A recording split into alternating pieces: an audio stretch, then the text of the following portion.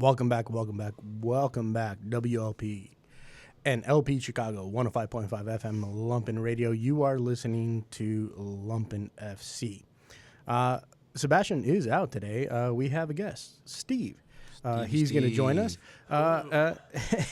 Steve. Welcome in, Steve. As usual, I am Adrian, and I have... Jamie J, the normal corporates. So before we get going on, I need everyone to know where Steve's coming from. Steve, let us know your favorite team, your favorite squad, your favorite club. Arsenal. Introduce yourself. I'm Steve. I'm an Arsenal fan.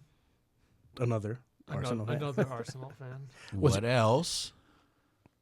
Any league, all leagues, any leagues that you follow. Break it all up. leagues, I kind of follow Barcelona just because of Lamine Yamal. Mm-hmm. All right. I think it's gonna be awesome. Yeah. Almost cussed just now. He looks great. Yeah. You gotta be careful with the words. That's right. That's right. Hand on the button. I basically just put footy on whenever. Mm-hmm. You have a South American team? It is Botafogo now. Botafogo? Wait, why now? Oh, because I used to just watch whoever had the great prospects, but after going to a Botafogo match in Rio, that's right. They're now my favorite team. Nice. That is right. So, how was that? What was that experience like, sir? It was pretty cool. It was probably the sketchiest neighborhood I experienced in Brazil, but it was pretty fun. I don't know. Like being in that stadium, it was a 0-0 draw, which was bogus, but who were they up against? Some 18th place team. I thought they were just gonna demolish them, but it was a very, very boring game. But it was cool just to go. Lots of fun. Nice. And I know for a fact you've been to Arsenal games as well. Yes, that's right. Yeah. How's the experience been for that? Oh, that was insane. Yeah. If you compare to your Fire Botafogo matches and now your Arsenal match, do you just appreciate the different just cultures of it? I assume if you had a top three, it'd probably be Arsenal. Arsenal was definitely the best. That place was just moving, like the place was rocking, and it was a lot of fun. And all four of my favorite players scored a goal, so it was. Oh wow! What? It Four? Was great. Four? Yeah. Who did they play? Wait. Who were they playing? It was Crystal Palace 2 seasons ago. Oh, 2 seasons And ago. it was Odegaard, Martinelli, Saka, and Xhaka. All scored. It was perfect. That must have been amazing. That is time. amazing. I would shed a tear. That must have been fantastic. Especially my boy Xhaka score. Woo! Yeah, I miss him. Ah, man. All right, so I'm glad everyone out there got to meet Steve, at least his soccer favorites. If you have any comments, send any questions to lumpenfcradio@gmail.com. Or if you want to join in on the conversation, watch and listen to us on Lumpen TV on Twitch. If you make any comments on there, you have any questions on there, we will try to get to it as soon as possible while we are on the air. We like it when our audience joins us. And if you have any questions, go ahead and jump on in. Barra Brava Brewing is a proud sponsor of Lumpen FC, and you can currently find Barra Brava products at Mars Community Brewing in Bridgeport, Life on Mars at Logan Square, and at The Barrel in Pilsen. Let's get started, guys. We got a lot of topics to cover. What we got to cover tonight on Lumpen FC. Nations League recap, the Euro side. We have the Champions League. Wow. Okay, we have a lot. Wow. Okay, so we got Nations League, the Nations League Euro recap, Champions League preview, the FA Cup and the Carabao Cup, CONCACAF Nations League, USA not looking so great there. Not looking so great. Yeah.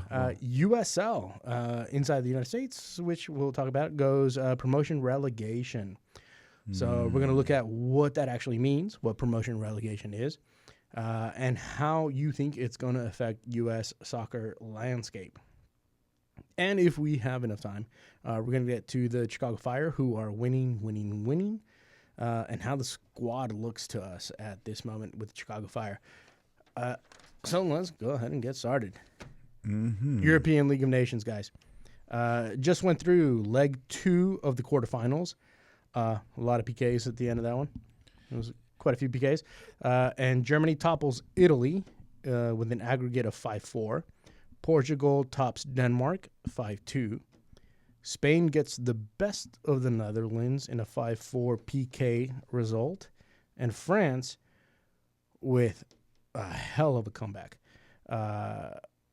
being down to Croatia 0-2 in the first leg, but taking the win in the second leg 5-4 on PKs. Yeah, I mean, I felt like that wasn't too much of a. I don't know the France-Croatia one? Yeah, I think that was going to happen. I feel like France was going to get their goals, and either they're going to win or they're going to win in PKs. I don't know if you watched the first game of the 0. I think it was 0-2 for Croatia. I mean, I don't know. It didn't seem like France was ever really going to be like a struggle with that team. I think it was like, okay, maybe this first leg is what it is. Also, I don't know. It's these Nation League games, and they're also World Cup qualifiers too. Yeah, and Europe at the same time, which is regardless crazy. But I don't know. I never saw Croatia, stopping France from scoring more than 2 goals. And they did, and they won PKs. I feel like that was just written. The script was written there, right, for this tournament that means so much. But I mean, it's still. I guess it's something interesting to watch during the international break. I'd much rather, as a club heavy person, I'd rather not to worry about your players when they're going out playing these games that I don't know may have some meaning, but I still don't know about that yet. Oh no, but they have meaning. No, they're qualifiers. You have your A, B, C, and D's brackets. It's obviously that's the reason that UEFA wanted to get rid of the friendlies. Like we're not going to do that. Each game has a purpose, and that's the goal for that, right? Yeah, the purpose was is more interesting games, right, for international break. Yeah, but I mean, I feel like now with all the games going on, I mean, it's a break, right? Unless it's like World Cup qualifiers, I get it. I mean, from the league, yeah, absolutely. Yeah, I mean, it's a break, but you got. I mean, does there have to be a Nations League? Could there just be World Cup qualifiers? Could there just be friendlies? Especially with the amount of games the other players are playing, and they're going right into after season, going into summer. They're playing more games. So, like, I mean, most of these guys would have, unless you're playing in EPL, EPL, because the only league that plays more games than the other leagues. Their break is what, a month, if that, if they don't have international stuff. So I don't know. At this point, I have no idea. Like, right. You don't. Is there even a break? So it's just, I don't know, man. I mean, if you hold the World Cup in a place that's too hot to play in, and you play it in November, December, and then is there even a break? Yeah, that's like, and I don't know. That's a good thing. A good thing to bring up. I'm just like, these games. How many of y'all watch these games? I watched quite a bit of the European. I watched a few. I mean, I've got them because who watched the finals? Like, who watched the France game? Did y'all watch the France-Croatia game? I didn't watch the France game because I couldn't get to it. Yeah, I mean, I watched the Spain games. Yeah, absolutely. I'm very interested in just like, okay, so all these games coming again, and there's the money thing, and there's like plenty of games in these. Because I am a degenerate, so I gamble. So I do get up and I put money on these little games. Maybe $1, maybe $2. But what you say? I said Dave should be gambling. Yeah, I'm sorry. There's Oh, you're right. The winner of a particular league. Now, like I'm over. Like I pick, but like it's like okay, I'm watching these games. He's using chat. But then it's like he's using chat. But it's like you go to these games, right, and you look, you turn them on. It's like ain't nobody in the stands. It's like who? It's like it's. I feel like there's gets to the point that they're putting so many games out there that even fans can't keep up. Well, it's a 2-year process for the UEFA league. Well, for any of the League of Nations, it's a 2-year process. So you got the homes and the ways.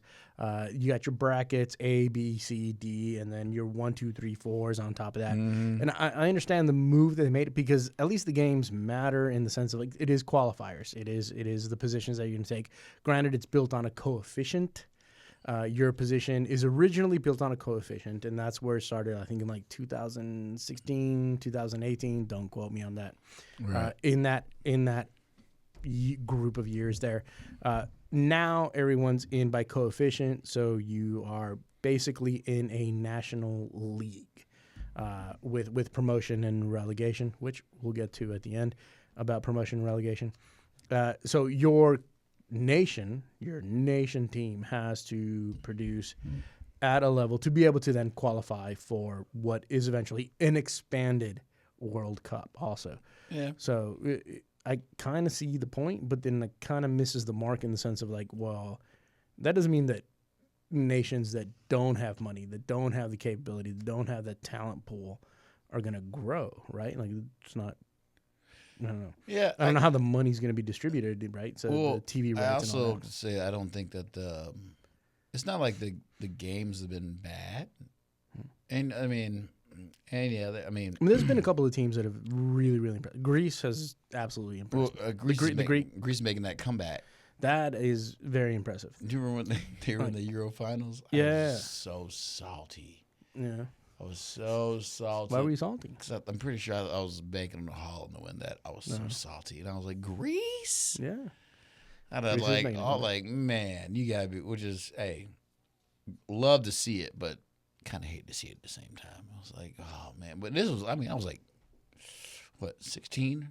Maybe 16, 17, man, when that happened. But it was, I just remember I think at this time, it could be wrong, but Dirk Kuyt was playing for Holland, and I was like, and they were playing, and I think he played in the game where, I don't know, they may have been playing Greece, or maybe they were playing, but I was just getting super upset because he was just missing chances left and right. And I'm like, Holland national team supporters, like when Dennis Bergkamp was one of my favorite players that got me into Arsenal, so I just kind of grabbed on to Holland, and I was just like banking on Holland to win, and Dirk Kuyt was just playing like awful, missing like one-on-ones or whatever. I feel like Holland could have won a game by like 2 goals, clear, easy. But yeah, that's the Euros. But like, whatever. There's the big. Okay, would you rather go back to like the friendlies? Would you rather go back to a friendlies position? Whereas like the games don't mean anything, but because money, we need Italy to play France with their 15-year-olds. It means nothing. And then every now and then someone, because is going to put money on it, they're going to put their players out, right? I mean, it upsets me personally because I prefer club football. Right. Yeah. And with players playing year round, they're not getting breaks, especially in the Premier League, which is what I mainly watch. You see, like every team, every player is just going down constantly. Right. Yeah. And You're right. like this. I don't think this has ever happened before. And you're where both every team, both including your Arsenal, Gooners is too. hurt. Yeah. Yeah. Well, I mean, this is We're used to this, but now it's every team. And how many times? I mean, it's the first time we played. There's this many games being played, but we were talking about. Sorry, no, but you bring up a great point because now you're talking about like, because there was an expansion in UEFA, the Nations League. There was an expansion in FIFA as allowing more nations to come into the system as we see it now. So now you have teams in the championship of the English league. You have teams who are lower level Liga MX. You have teams that are now all of the players basically have to go and play for their nation, and that's the call up thing, right? The player doesn't have to go play, but there's not a player that's gonna be like, no, I'm not gonna play for my nation today. There's a few. Yeah, because clubs can request them not to bring them up. But even the request is still up to the player. The player is like, no, I understand the request, and if it's not in the contract, I'm still going to go play, or because I want to go play. But now you have more nations involved, which means more club players will be involved, right? So you bring up the numbers. If you bring up the numbers, you bring up the numbers. Well, I guess if they're, I feel like yes and no. I think there's going to be. I mean, you could say like a team like Jamaica or something like that is going to bring the same players every time, regardless of it is. But those are mostly MLS players. Yeah, but I mean, but it's still players, right? It's still taking away from the product, right? The main product that you're saying your club you want to see, and I mean, at a point like it just one of those there's games like if there's like maybe like the Nations League, in my opinion, I just like maybe I do maybe I do want to go back to normal things. Like why are you playing like why 1 week or maybe not maybe why was it 1 week Norway's playing in the UEFA Conference League and then the next one they're on a World Cup qualifier. Right. And then they're back like it's like and then there's no one in the stands. Like I don't see the grab. This Nations League has had people in the stands. There are certain stadiums and certain nations that haven't, but for the most part, like the quarterfinals, yes, it's been the quarterfinals, yes. Packed. But like I mean, and it's also like if you're looking at a year and a half away, then yeah, I guess I understand because it's a 2-year cycle, right? So yeah, I mean, I don't see as many people like even the Spain Holland game like. I still feel like I feel like the all these games in between club play is gonna like I don't know everyone's expectations is gonna be like they need to be playing, but they're not. Most of the games are more laid back until a certain point. But I still think the load of these games doesn't really make sense. But they're kind of making it sense because like oh yeah if you do this and that you're gonna qualify for something. But it's like before that I didn't have to do that. So now it's like. All these clubs, you're thinking you need to have the players of like how many players do you need on your team now, right? How many players should you actually have on your team because international break comes and half your roster could get injured. You know what I'm saying? Like it just doesn't really make sense because at one point you're still hurting some team because no one's going to come to that game because half their players are injured. Okay, so then that's the question. What's more important to you? To me, it's always been about the league trophy, right? I want to win the league. I don't care. I do care about Champions League. I do care about the FA Cup, as according to whatever league you're in. I do too. I do not care about the third one, the Carabao Cup and all that stuff. I don't care about that. It's the best one. Right, in the Carabao Cup, right? So to me, it's always been about the league. And I've always, since I was a kid, have worried about the players from my club going to play for their national team. Mm-hmm. That didn't always happen. It wasn't always a thing because, sometimes your players didn't have to go or your players didn't even make the squad. But that's, 30 years ago, 40 years ago. We're talking about today, right? Also, 30 years ago, most English teams were made up predominantly of English people. So you didn't see everyone on your team very different going to play for the England squad. You saw maybe like, with Man U back then, like 4 or 5, 6 maybe players, right? Yeah. And now it's different. There's people from all over the world playing for every team. There's dual nationals. The dual nationals. If you have one of the biggest teams, probably your starting 11 is going to go out for the international break. Mm-hmm. Right. Which is kind of I guess there's that point where it gets to like, we're working the manager be like, hey, do you really need to bring them? Because like also like why not if they're gonna bring in so many games, why not open the doors to younger players or more players, especially if you're a team that's already like qualified for something. It's like, hey, all right, bring in the other like young kids so they can develop or play in some of these bigger games. Like I still feel like it's just mean you want them to play like the FA Cup? No. Like like I don't know if Spain's already qualified for Euros. Right. Why does the same starting 11 need to come back? Well, because you want to make sure that they get. But you can do that. You want to make sure that they work together as a group. Yeah, but they have before you go to the World Cup. Yeah, but that's what you have the three. That's what you have the break for. You don't need every game to make sure you're playing right. There's plenty of scrimmages you do behind the closed doors. Ours a game before that, and a team like Spain already knows how those players. But why not? If you're already up, why not bring some players that have never played before? I mean, really, because the World Cup's a year and a half away. Right.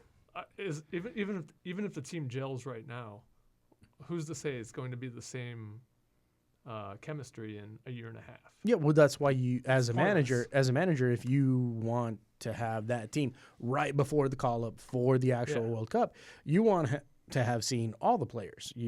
And from what we see from managers when it comes to the World Cup or national leagues and stuff like that. That's kind of what's happening. And we'll talk about USMNT here in a minute because that might be a different factor. But I think a lot of managers that are national managers are calling up, I'll call up the kids in the first 2 National League games. And if we're getting dropped out of A League, then I'll bring in the ones that I know for sure are the stars, the superstars, and then I'll let them go home if we're secure. That's part of that whole scheme. I do think, though, the big picture is that national team managers only see those players, 2 weeks out of every 3 months, 3 weeks if you're on a bigger break, out of every 3-4 months. So you, as a manager for the national squad, have to make those decisions in a very, very short timeline. So in your second year or your last year of the cycle, you're not going to call up the 17-year-old that just had defensive issues or had certain issues that you weren't happy with at the beginning of the cycle. So you're just not going to call that kid up at this point. And no matter how much he's improved in his league play, how many minutes he's gotten in his league play.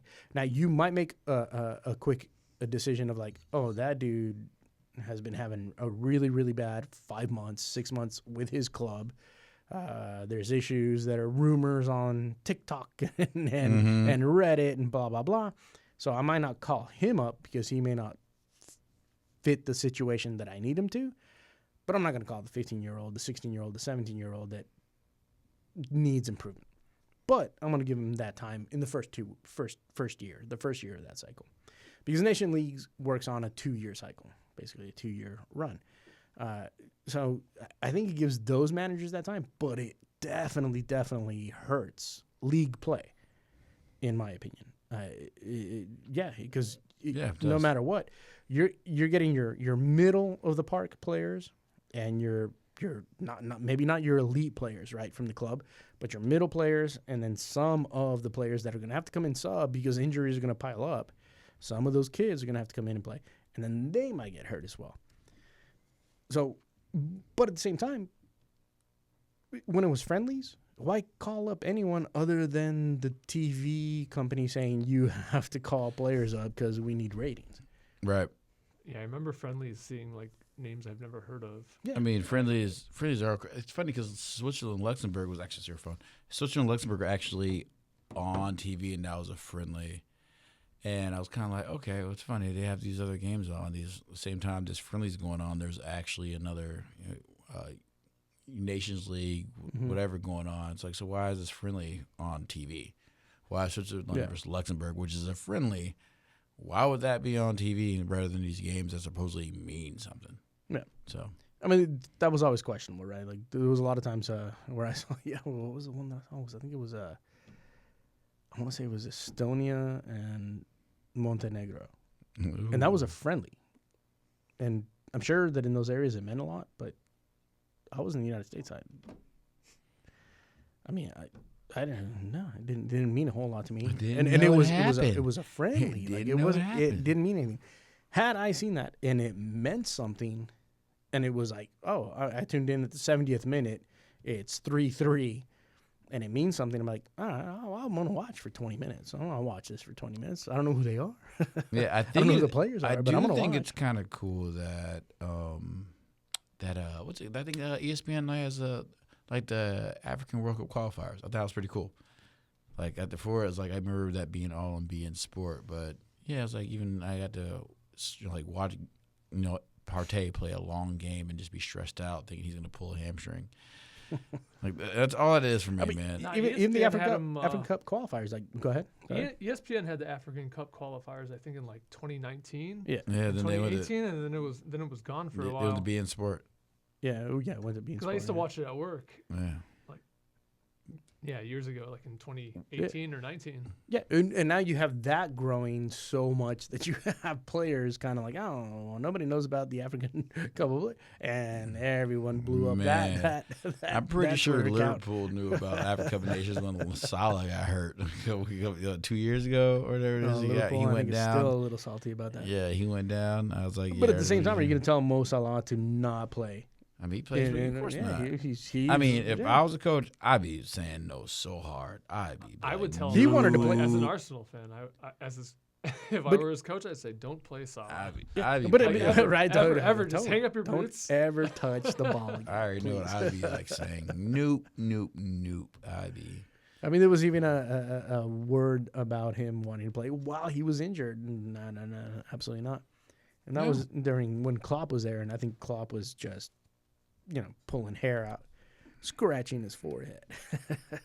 He was. Yeah, I'm pretty sure he was talking about that. I mean, because I mean, for real though, I wouldn't. Why? Like, why would you do that? Like, I don't know. I just like again. I never planned for the U.S. I mean, I guess nowadays, if you think about playing for the USA, it's somewhere it's politics and craziness that. Yeah, play at your own risk. I mean, yeah. Well, before we go to the break, for the European Nations League, we do have a semifinal showdown between Germany and Portugal and Spain and France, which is like the most traditional and classic semifinal showdown I could possibly ever think of. I don't like doing predictions because that is in June. Oh, so well. that is several months away, and I'm sure there's going to be a lot of injuries, and I'm sure there's going to be a lot of players that don't get the call up at that point.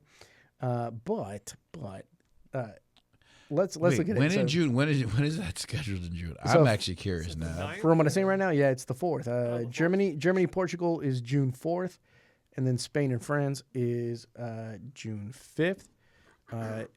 And I don't like doing predictions this far out because it doesn't make sense. So when is the Champions League final? I'm thinking because is it just right before that? I think. Yeah, right. Yeah, before Champions that. League final is usually right before that. Yeah.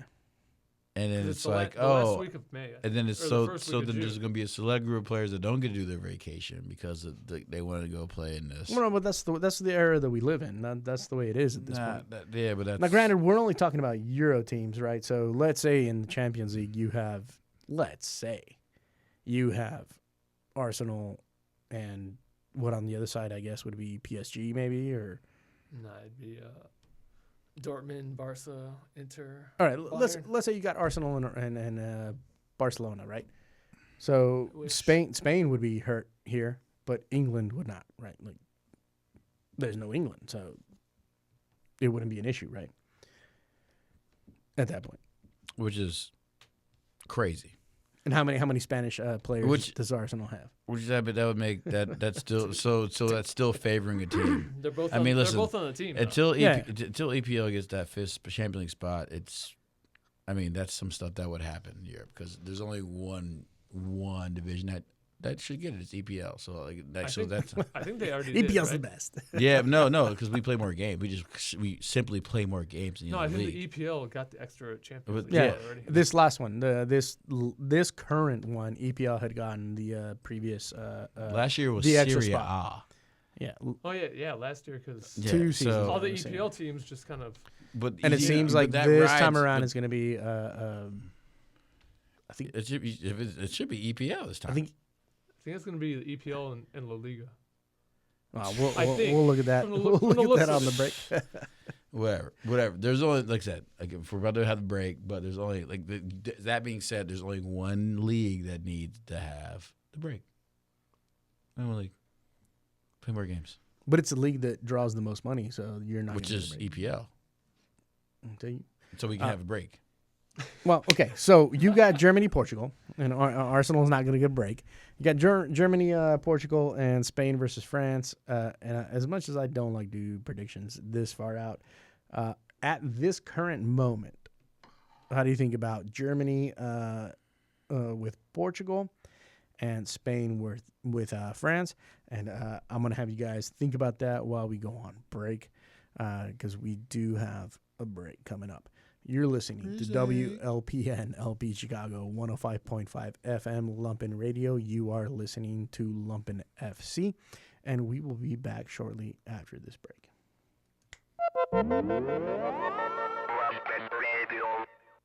Yes, Gomez Peña is back. The Mix Files are back in Lumpen Radio. Now, broadcasting from both San Francisco, Califas, and Mexico City. Acompáñenos. Do you hate country music? Not if it's Country My Way with Lawrence Peters. That's right, Country My Way with Lawrence Peters. Classic and obscure gems of honky-tonk, bluegrass, countrypolitan, outlaw, western swing, country funk, all the goodest kinds of country music. Now every Wednesday from 4 to 6 p.m. on WLPN 105.5 FM Chicago. Play me some beer drinking music. Good country music.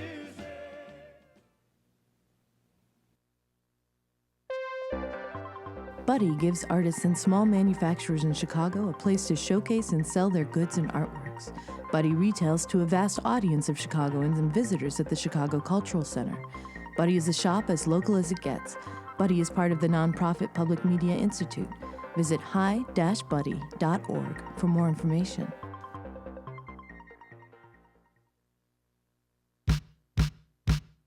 Second promo. 30-second promo.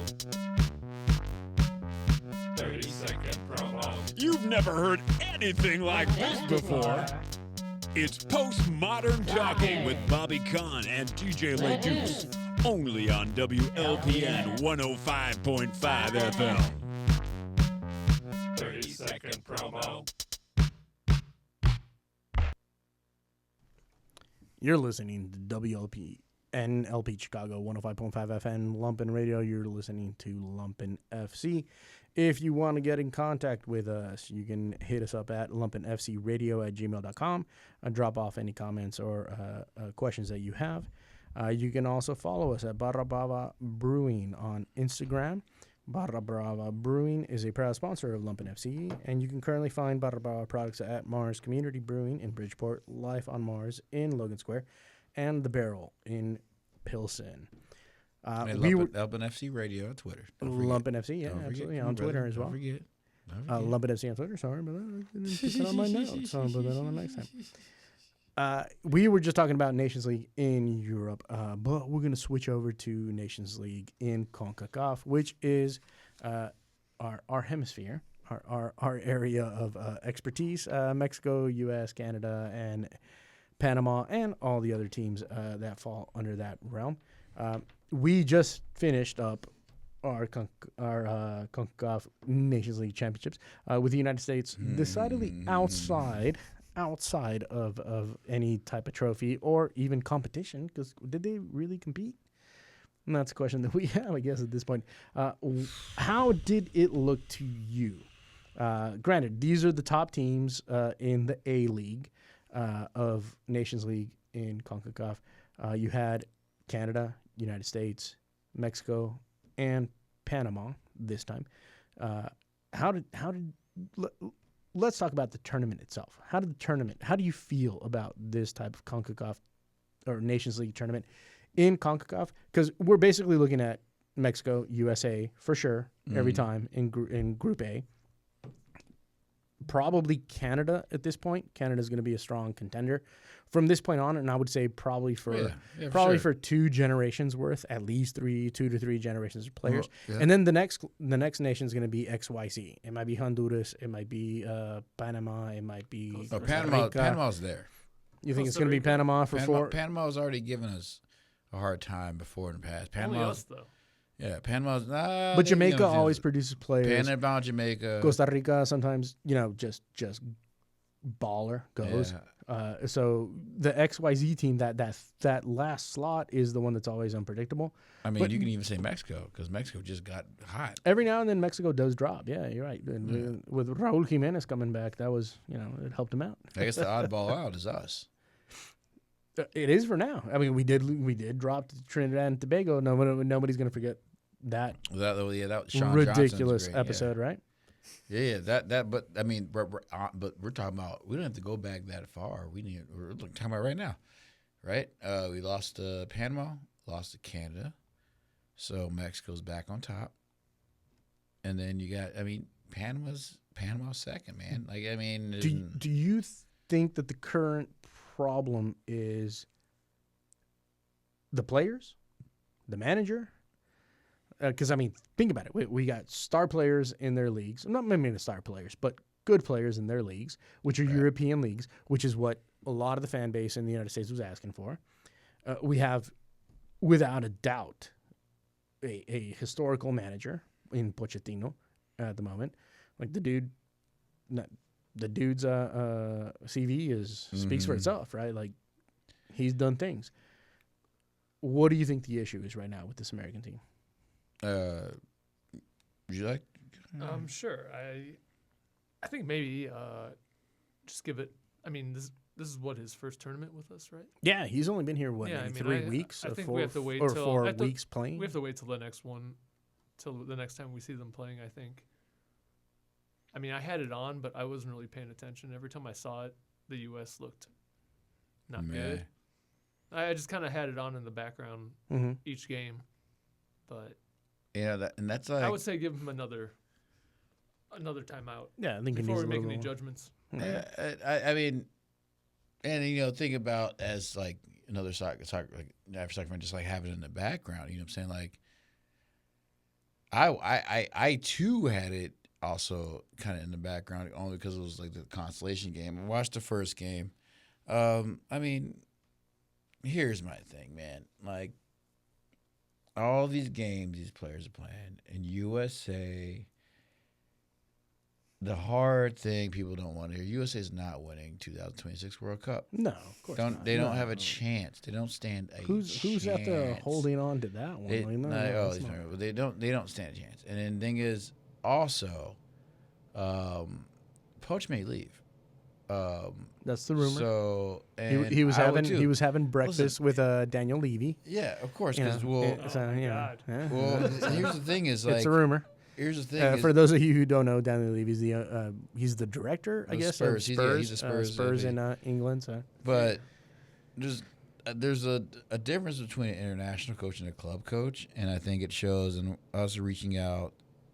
And like it was a benefit. Like I mean, Chicago Fire say we got GG, we got Greg Bolter, and we look really good. We actually got a coach that probably may have been over his head. He probably still a good job, but just because of social media and all that kind of stuff, and maybe because our team is so young, he got fired. But now here we're in Chicago, and we're actually reaping benefits. The U.S. national team is a team with mediocre talent. Good coaches don't want to deal with mediocre talent. They want to deal with great talent. International coaches want to be able to have their players come in, and know what know what he's talking about. They can't train the system. Yeah, totally agree. You know what I'm saying? So that's Poach has a clause that he can just leave. And right now, as of this moment, is it really? Yeah. We probably won't have him. We probably won't have a coach. I was gonna say Tottenham's probably gonna have to pay a lot to buy him out. But at the same time, Tottenham's got the money. There's a clause that says does he want a bigger challenge? Well, I mean, you can say that, but Tottenham would be a challenge. My thing is he wants to be like, even because supposedly another thing is like Carlo Ancelotti may be coming to USA. Right, he actually does have some international coaching experience and actually gets how that goes, but he also is dealing with it's a different beast now. It's like, you're not getting breaks. You have these games or these qualifiers, and you may have to. Actually, if he comes to USA, depending on what it is, maybe you're right, because maybe he can do. It's like maybe he can do more experimenting with it because some of our tournaments mean nothing. But the fact that, you know what I'm saying, he's like, I'm already uninterested in this because we have, he probably has a pool of how many players he has to pick from, and it's like this constant battle between the MLS and the people that the clear better players are the people in Europe. Like, I'm sorry, like besides this past group, when I was like, Musa should not have been there, maybe Gutierrez in there, but like the clear better players are in Europe. They're not here, and sorry, like. Sorry, guys. Sorry, it's the truth. Yeah, she was like, sorry, really, but like, the better players are, and that's where they're going. They're not gonna. You give me it's MLS like starting all-star squad or whatever it is, just like a USA, like they're gonna get blasted in the World Cup. Like you need it, but also like I heard there was like who like these young kids or the kids that are nowadays, like do they care? It's that's a great question. It's like, dude, also because when you're getting criticized every day. Okay, so that was the other question. So a lot of the older players like Landon Donovan and No, so forth and so Ronaldo forth. is Dempsey now They, too. they were all saying that these guys Put it on don't my they, chest, they don't they brother. don't play with pride. They don't play with that USA pride. Never They don't made play, it as a they don't play for woman. their country. I don't understand what that means. To me, it's a strange perspective to take simply because these guys are not only proving themselves to the United States, they're also looking for spots in other clubs. Yeah. If I can prove myself at the national, international level, at the World Cup, I can bet you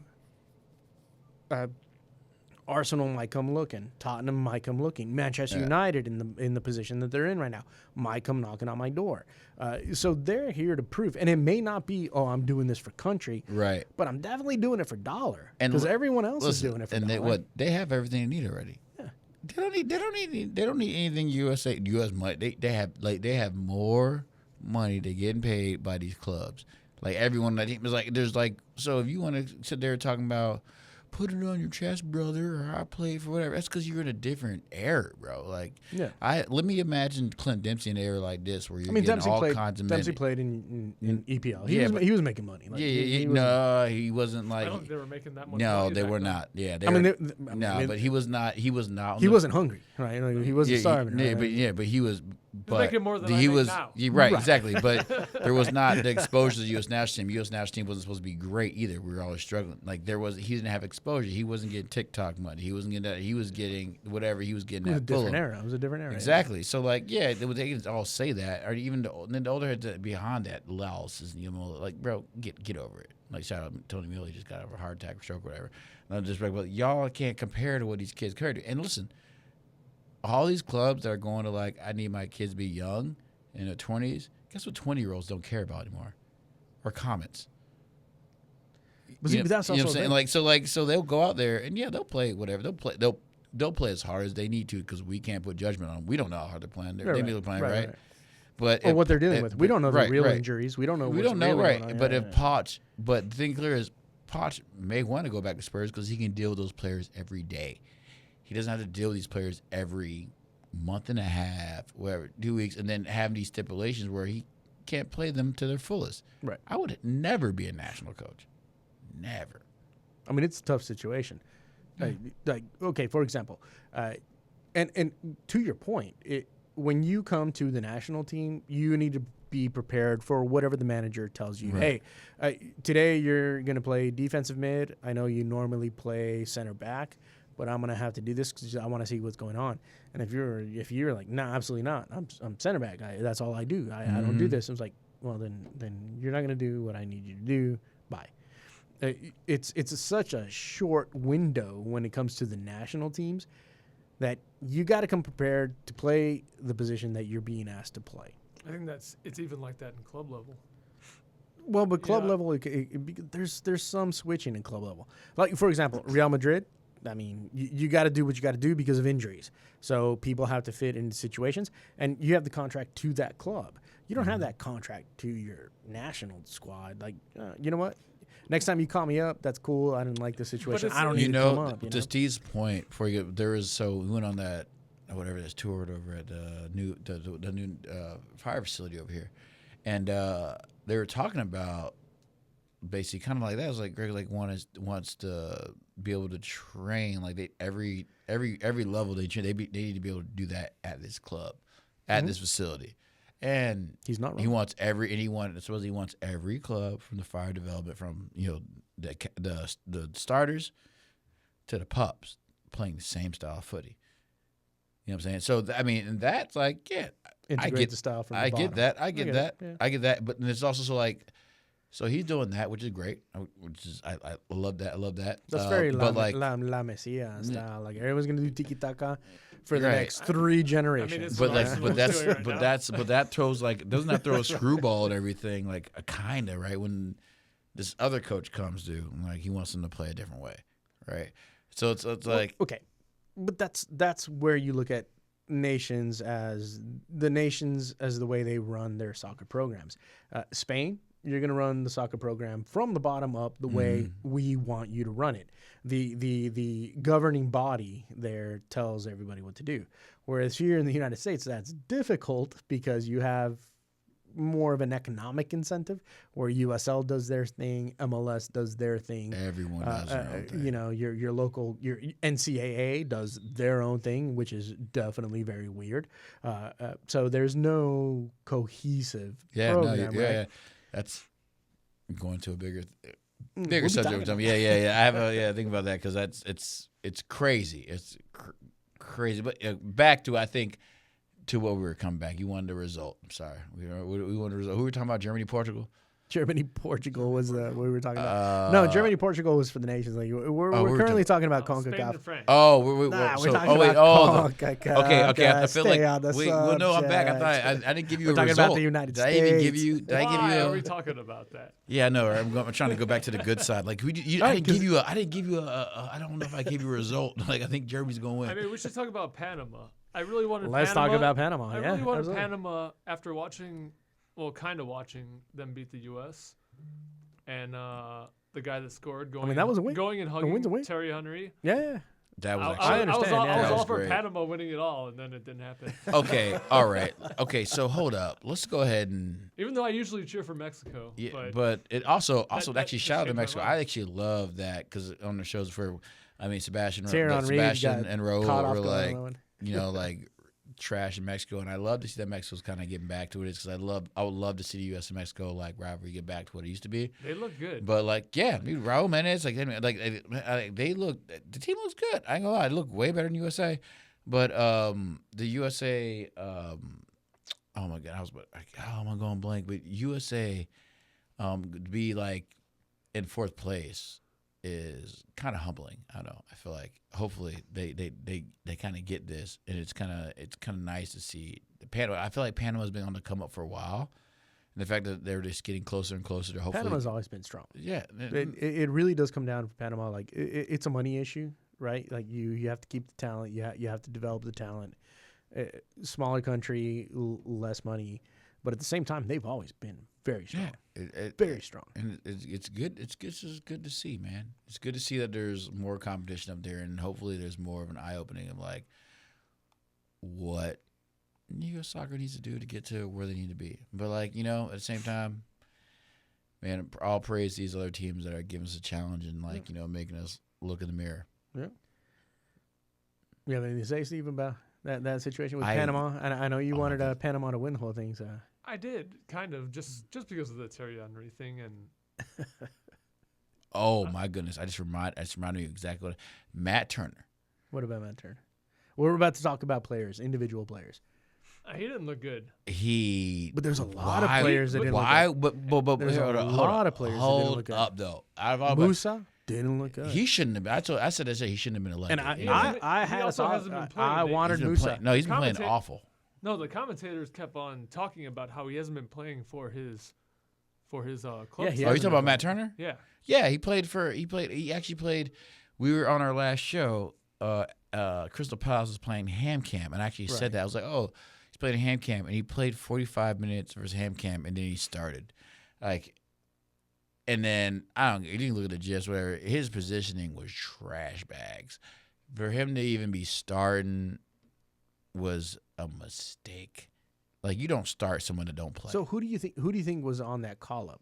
I'm sure that Pochettino was probably looking at videos and being like, I mean, was he looking at practice videos? Well, that's what I'm saying. Where was that call up from? That's crazy. Who was on the influence on that call up? That is crazy. Look, I respect what Matt Turner has done. Yeah, I'm not going to talk trash about the things that he's done. Trash. I know, but at the same time, okay, it's done. It's over.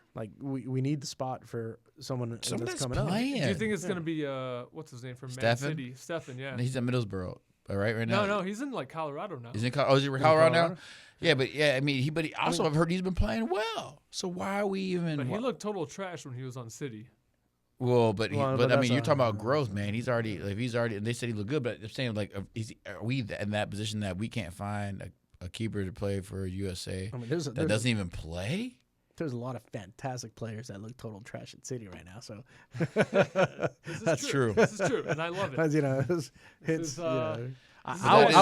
I would take a lot of those players on any of my teams, but they look like trash. But that's what I was kind of thinking, and I mean, right, man. Again, the game. Like De Bruyne, if you want to come to the Fire. Well, he's going to San Diego. Glad man. to take you. He's But already, you do look total trash City right being now. trash is why I smile every day when I wake up.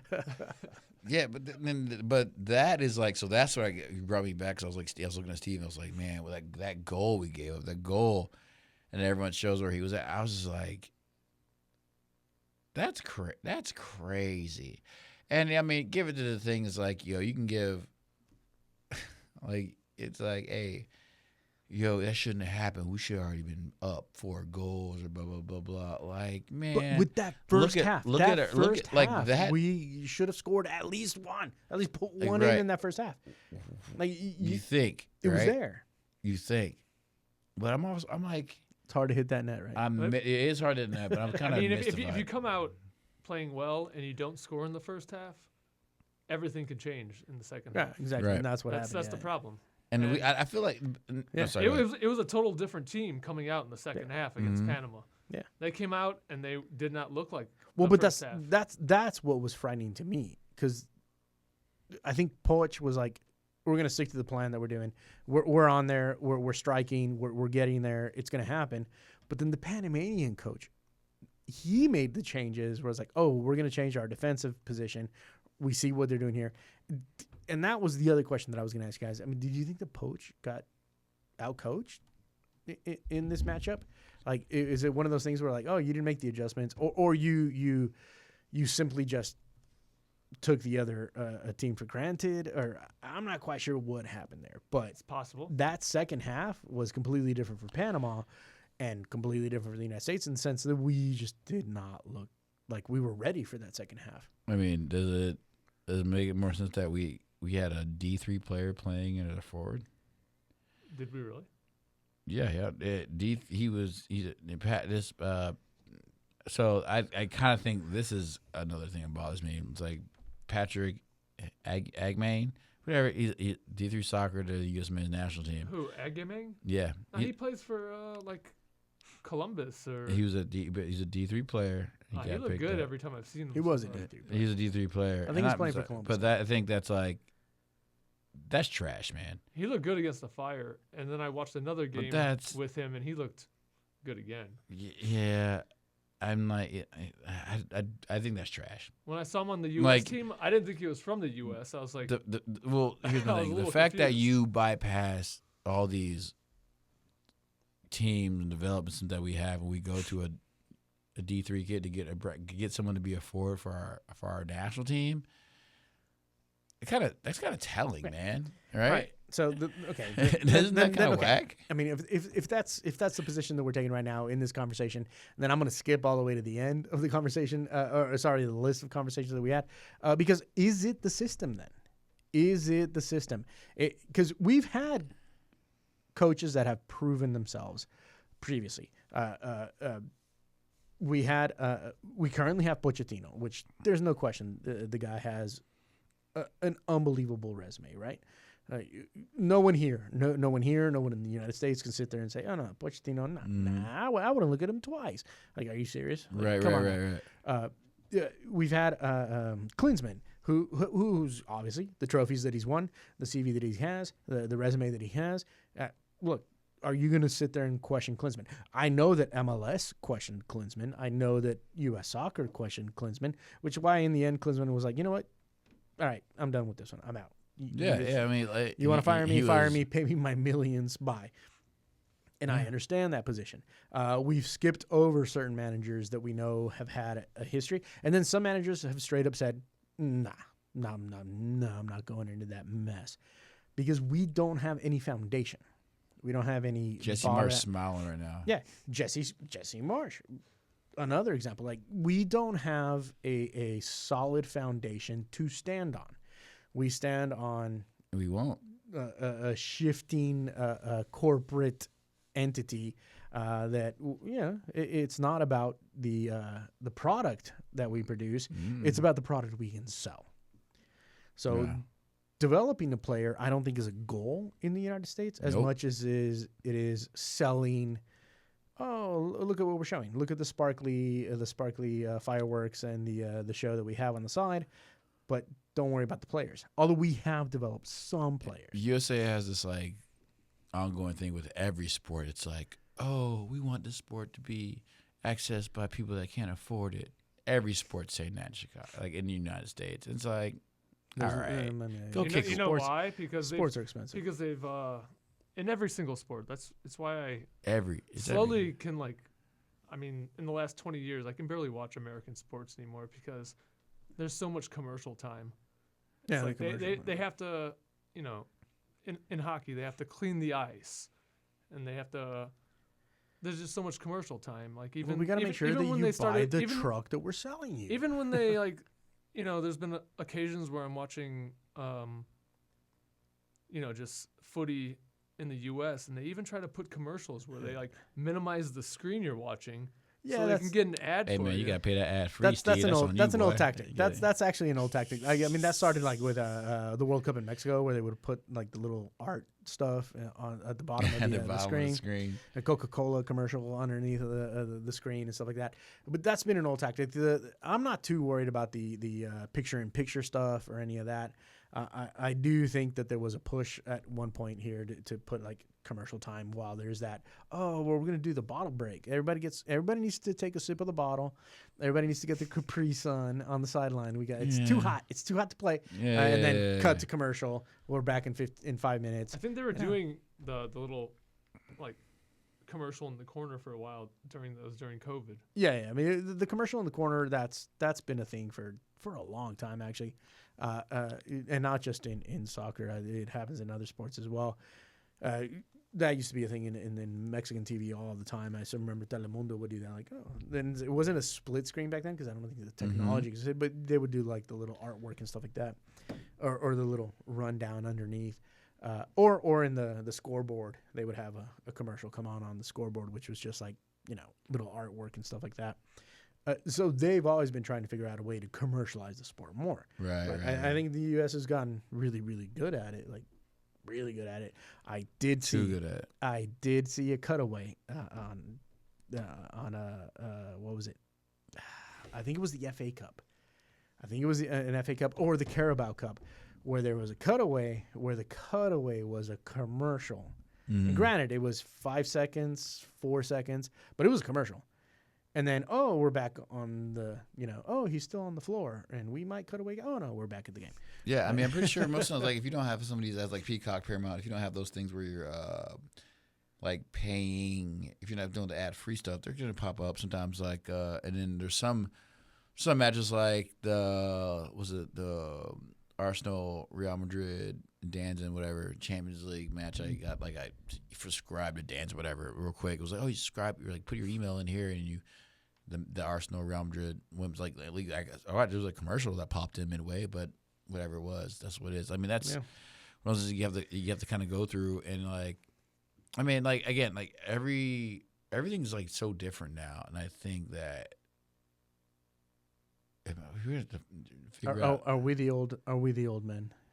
Man, I feel like it, man. I feel like it. I remember when I used to watch 90 Minutes. It was 90 minutes.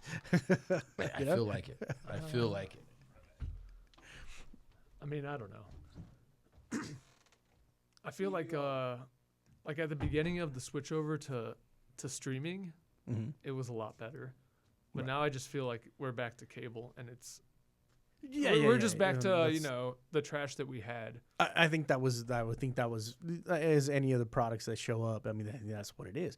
Like any, like, not just streaming itself, but, and I know we're getting off topic, but originally Uber and Lyft, it's like, it's just someone picking you up and taking you home, and blah, blah, blah. It's going to be $3, and now we're paying, you know, $40, you know, to get 5 blocks, you know. Yeah, totally. It'd be great if somebody like invented a plugin so you didn't have to watch commercials on your apps. It just played like your favorite music and blacked out the screen. Nah. There's a lot of companies that would hate that. I'm sure it could exist though. I'm going to tell you, YouTube would despise that product. Sure. We're a little bit off topic. I do want to get back on to what was CONCACAF Nations League and the result for the United men's team. And I understand that because of the production of the kids that we have in the United States or in Europe that are U.S. nationals, it's getting difficult for the United States to put that squad together as one group, one clump that plays the same way. And we'll get back to that here in a second. You're listening to WLP and LP Chicago 105.5 FM Lumpen Radio. You're listening to Lumpen FC.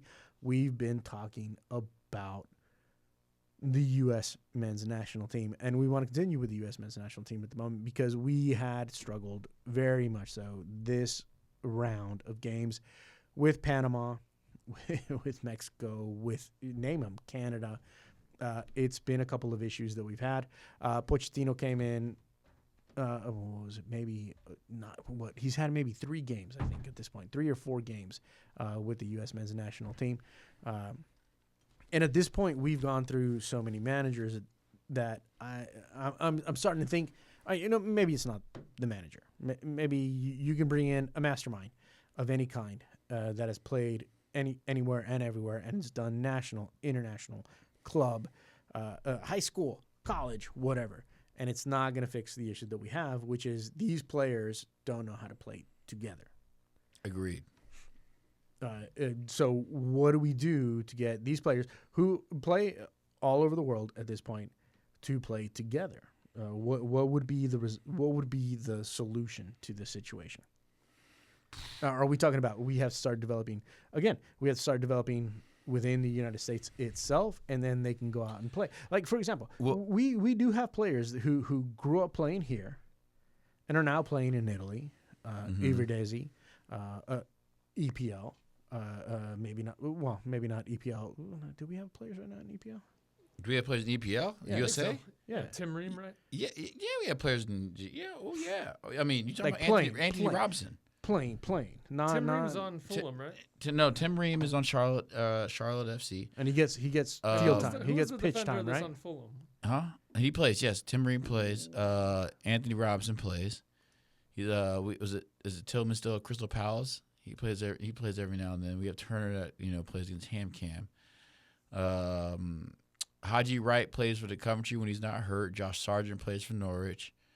I forgot about Josh Sargent. Aiden Morris. And Sargent actually played well. Yeah, I heard he's really good in the championship. Sargent played well. Yeah, he's very good. I'm a big Sargent. Aiden Morris plays for Middlesbrough. I'm sorry, championship. I also just think more competitive, way more competitive and intense, more than MLS, whatever it is. But I'm not gonna sit here and listen.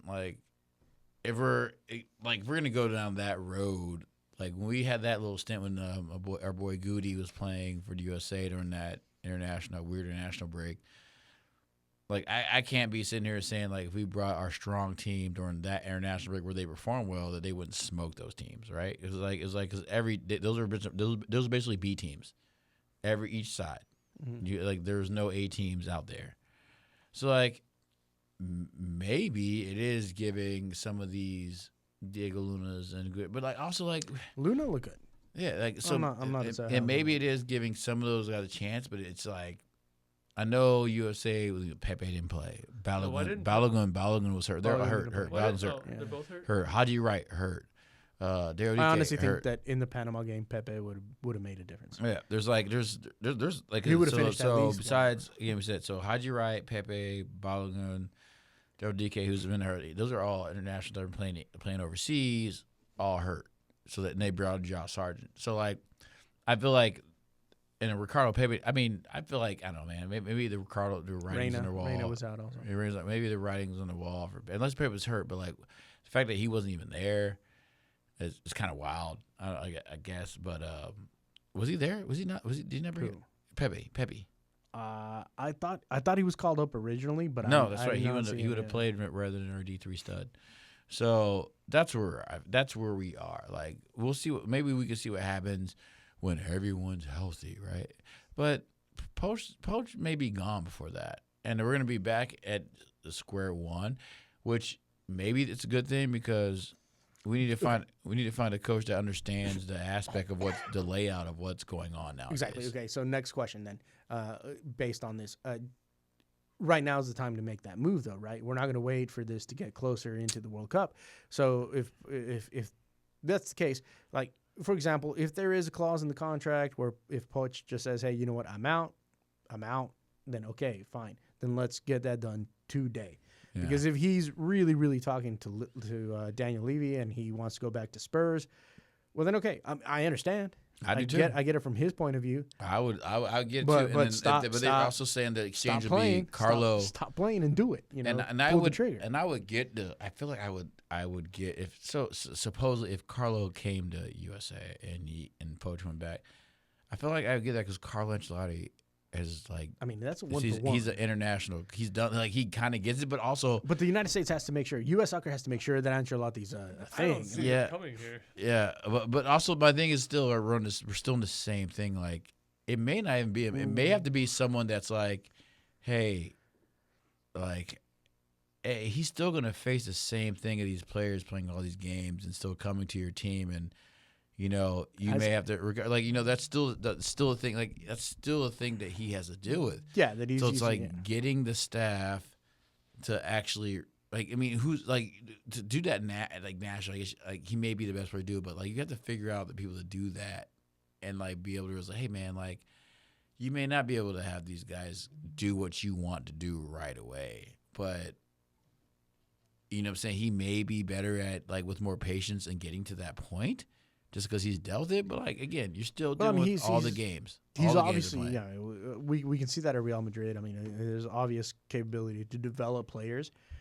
At the same time, when he has those, young players come in, the 17-year-olds, the 16-year-olds, the 18-year-olds, we're talking about players that are at that level to be able to play at Barcelona or Real Madrid or Arsenal or Liverpool. We're not talking about, 17, 16, 18-year-olds that playing in the USA that are playing at Minnesota or at Chicago Fire. Like it's a different level. And everyone has to understand that, and that's the way it is.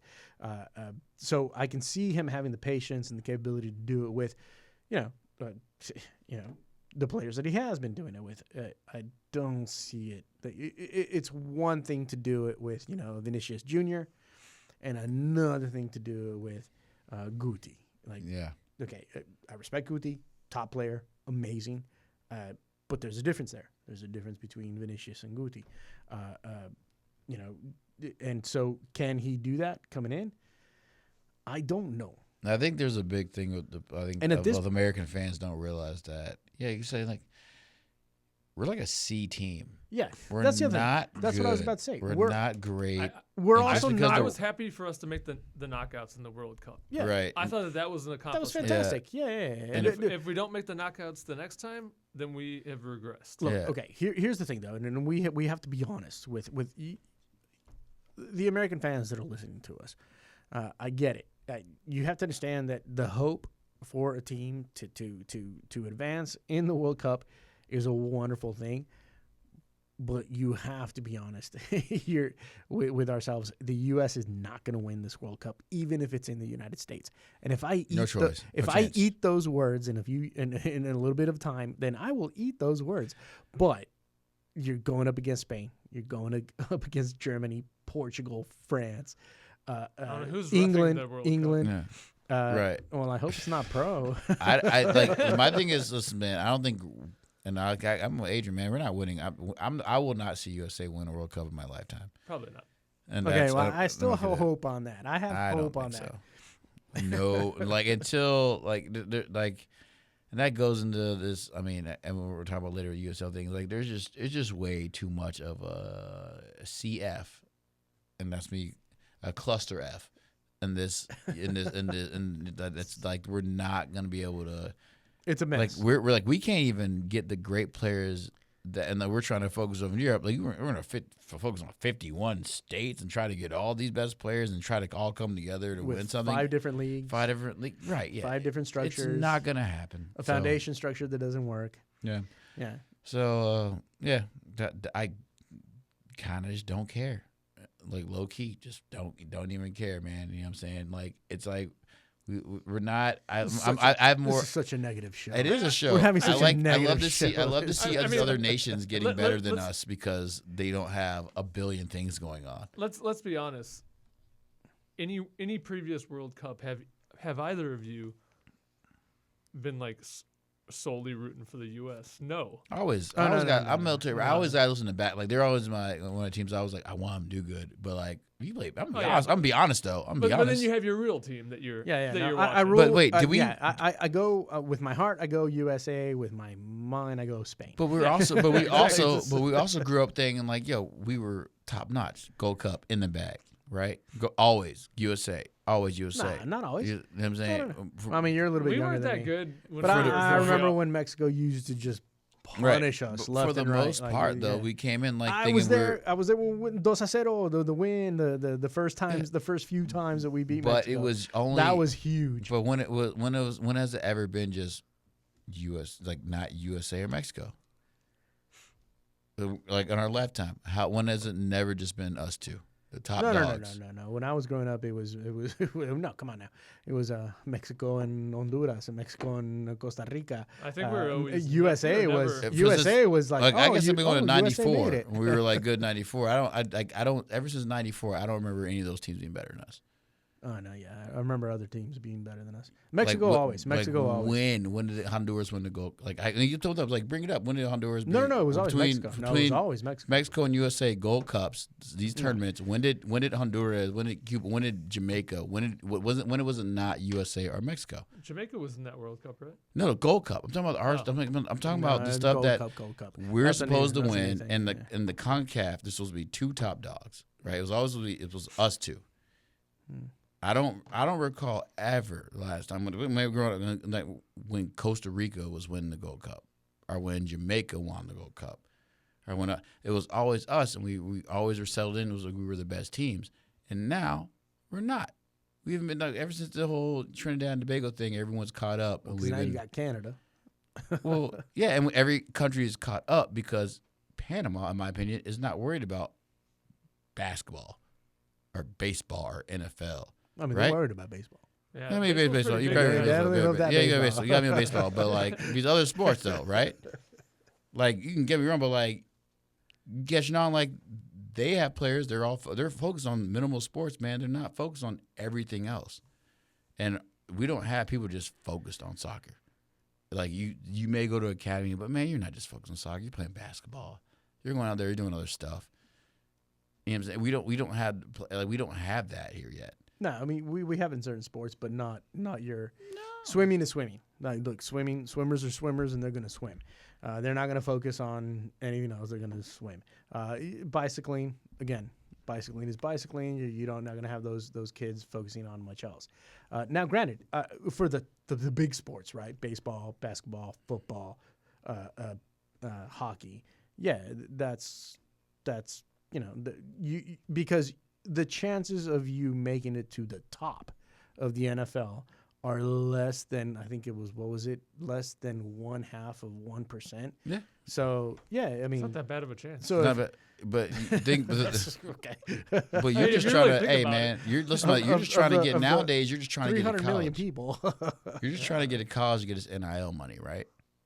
Like I mean, that's just like, and then you can get NIL money for many things now. That's what created the soccer structure that we have today. Because you just want to get into college. Well, you're going to play NCAA soccer, but you're not going to develop to play global soccer. You're going to play 3 quarters or whatever it is they do, or 4 quarters. Did they really? With unlimited substitutions. It's 2 halves, 45 straight, no extra time. Oh yeah, you played it, right? Yeah, so that's how it is. But I mean, these are the same things now. I mean, listen, D3, 2-1 are all on like ESPN 3, ESPN. Now you can watch all these teams on today, and it's crazy because you still have these other programs. And like, listen, but you're looking at the current 12-year-olds, 10-year-olds growing up in that. Today's, not the ones that we grew up with, right? Yeah, not at all. No, we're talking. We didn't. No one of us. None of us. If I could watch soccer on TV. None of us had that experience. Like this whole MLS Next Yeah, Pro. exactly. Like maybe there's an entire Saturday and Sunday morning. There's an entire generation right before. Well, my generation, like there was no soccer. Like honestly, there was no soccer on TV. Well, I know. ESPN. ESPN would show stuff like at 3 a.m.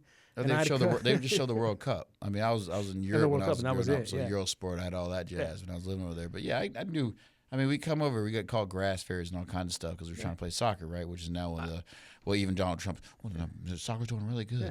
So, like, you know, I like. still wait till he watches the team. I still remember, and I still remember, like, being, you know, my junior, senior year in high school and going into college, where the only reporting that I would stay up and watch for soccer on ESPN was the Sklar brothers. Shout out Sklar brothers. Thank you so much.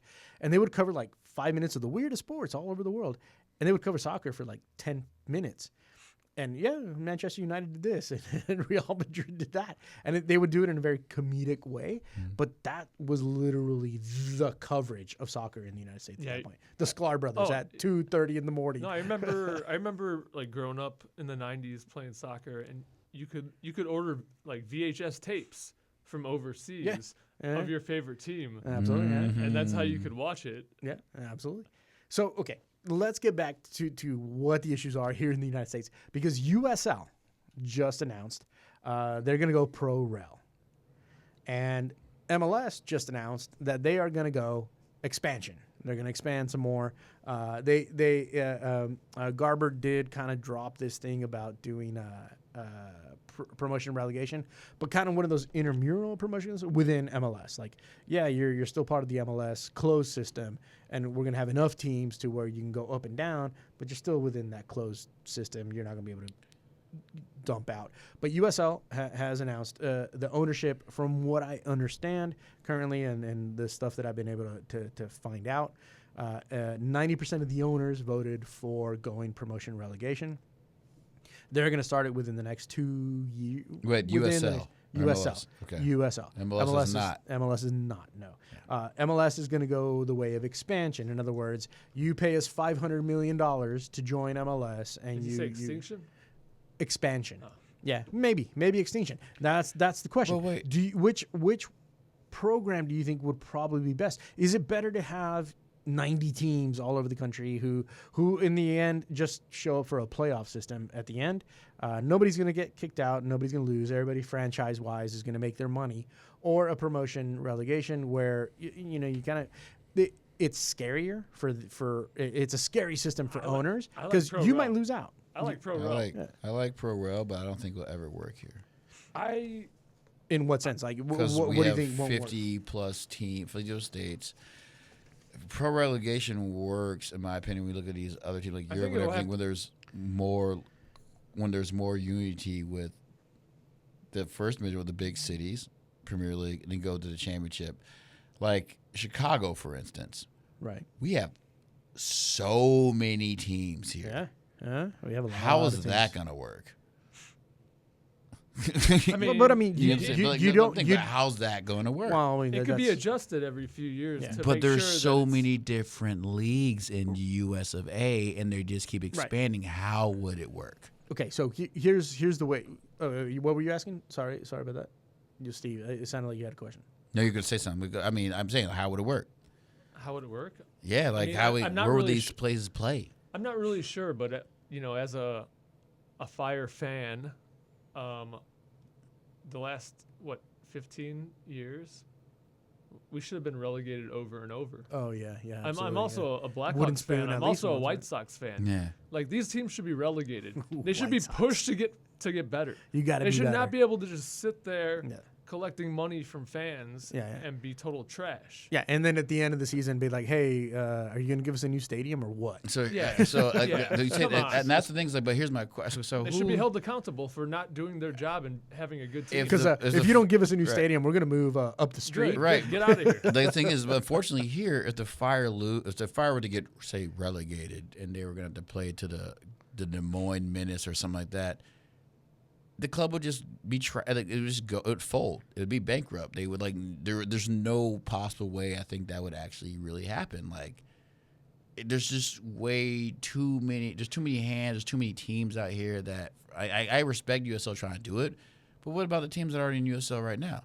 Are they going to dissolve and all become one? And then what about USL 2? What about MLA Next Pro? What about all this? What about D3 soccer? Next Pro's lame. What about Next Pro's literally Next just Pro's, a bench. Yeah, it's exactly. Kind of like, we're just waiting for you to come up. Yeah, absolutely. So then how? So that being saying, so how does this benefit the development of U.S. soccer? Was there an issue? Yeah, I don't know how it's gonna. Well, okay, but Like- here's the thing, though: I don't know if it's one of those things where the USL is looking to do we're just gonna develop your kids. I don't think that USL or MLS are in the business of I get that. developing talent for the future of USSF. I don't think that's. When it comes to the capitalistic perspective of it, I don't think MLS or USL really cares about like, oh, I'm going to take Johnny and I'm going to put him at Real Madrid. I don't think that's the point. I think that they want to produce income for the product that they want to show. And that's kind of what American sports is. When you have owners, especially in this country, when you have owners going into soccer to create, oh no, I'm here to create a profit. It's like, dude, do you know the history of soccer owners? No, Because the profit thing is very recent, and we also have to talk about that there was like Russian oligarchs in there. And Yeah, right. There's like- it was money coming in from places that we don't know, and Beginning money of the end. disappears all the time. I don't think you understand that this isn't just like, oh, I'm here to make profit. For the most part, you're going to lose money. It's funny you say that because I was on a radio, and it's funny. So I was on out WTF, whatever, and there's a guy from a Dan Patrick show that was on there, and he's like, "Oh, I would love to see pro regulation in baseball and basketball," and I was like, "Bro, that will never, ever happen." Congress got involved Like, are to you make sure kidding that me? never happens in baseball. Like the fact, like there's like the whole. I was like, that's like, listen, guys, that's washed, guys. Like that, I think the whole that will never happen. I personally love the idea. I love it, but it won't happen. It just won't happen. It's already No, happening. but it's a great already idea. happening. It's a great idea. Yeah, it will never happen, man. Everyone, teams will just go bankrupt left and right. Can you imagine the Bulls Would like they go getting? bankrupt though? Yeah, can you imagine the Bulls just no, like who's gonna want to go watch the Bulls because they got relegated? We're Chicago Who fans goes are and watches Chicago. the Bulls now? Chicago Yeah. fan, exactly. Exactly. So Who's all gonna- right. So you're already going Exactly. to my point. The same people are going to go watch them if they're relegated. No, they won't. The same people who watch them when they're in last place are going to go watch them when they're relegated. I think So the people that could go to United They're- Center they're are going to real go fans. drive somewhere else to Well, go watch okay, them play in a that's- smaller gym. I think that's also the issue. I No. think the United States also the American sports thing is blown out of proportion. Like, look, you have baseball stadiums that seat 80,000, 70,000, 100,000. I don't know if there's baseball stadiums. I don't know, 100,000. You have huge baseball stadiums that, for most part of the season, are empty. Right. There's nobody. Look, I will point at the Sox. I will point at the Cubs because we've got them both here.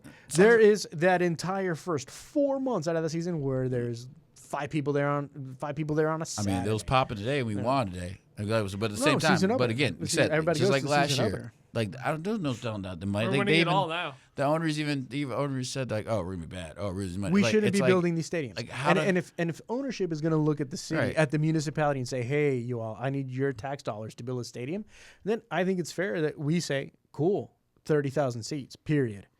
No, I And think you we and you should can't say- sell the tickets to No, I think as anyone. You taxpayers, have to we sell them should to say us. you got this 30-year-old stadium 30 years ago Yeah. on taxpayer dollars. Yeah, we'll Like, refurbish you that want for a new stadium? Yeah. Like, bye-bye. Yeah. Bye-bye No, White Well, that's Sox. that whole Like, Bears thing. I'm, right? I'm even for, hey, we'll refurbish that stadium for you. I'll drop those tax dollars, but you can never have tickets over $30. I'm a Sox fan, but no, Yeah. don't give them And another hey, stadium. there was the thing is like They've done nothing for us. And the thing is, the Sox like One fans, World Series. They have. I mean, for What, we have 3 or 4 playoffs Yeah, appearances? we have. Yeah, but the thing is, that stadium will ever be there because the food is great, apps see, are but great. that's People also- love go there that's- because it's cheap, But that's also and that's why they'll be there. We have, That's also the it's fight. busy in this neighborhood. Why? That's because also the they're fight. playing. That's also the argument, though. There is no relegation in that. In other words, you don't go watch the Cubs if they suck because, well, it doesn't matter. You don't have to turn up. They're going to be there next year, right? But if they're in a relegation fight, say against the Sox, the stadium's going to be packed. And you're going to be pushing your team like, hey, don't drop down. Don't drop down. You're going to start throwing beer on the field. You're Oh gonna yeah, start- yeah, people are gonna be there. Like this is You know? why I start watching the championship like right around now I bet. because it gets You're it involved. gets You're really good. Well, that's committed. the championship, You're and committed. EPL has a system that's in place. I think what we have in America is just rivalries: Sox, Red Sox. You know what I'm saying? rivalries- Like, but that doesn't mean if you get relegated, that doesn't mean the same people are gonna. There's no that's gone. So if the White Sox get Unless relegated, they get relegated with you. no, I'm saying, but imagine- like if the White Sox get relegated, there goes that Subway Series. There goes that imagine- series. That goes millions of dollars that this league's depending on because who's gonna watch the Cedar Rapids Roughnecks come the play? tension, whatever. the tension There's it no- builds. but there's- Can you that's- imagine the Cubs are trying to win the World Series and the Sox are in Division 2 and us just- Division 2. Division 2, Division AAA, AA. They wouldn't be playing each other. No, they wouldn't be playing each other, but people would be at that stadium No, they every weekend wouldn't. trying to make them to come back No, to we could- Division we 1 could so have- you can beat the Cubs. What Hey, stadium? look, where look, would these during- Sox fans during go the from se- during the $7 tickets season- to pay more? During the season, Nah, we ain't we gonna can pay just more. have like an FA Nobody's Cup gonna pay thing. more.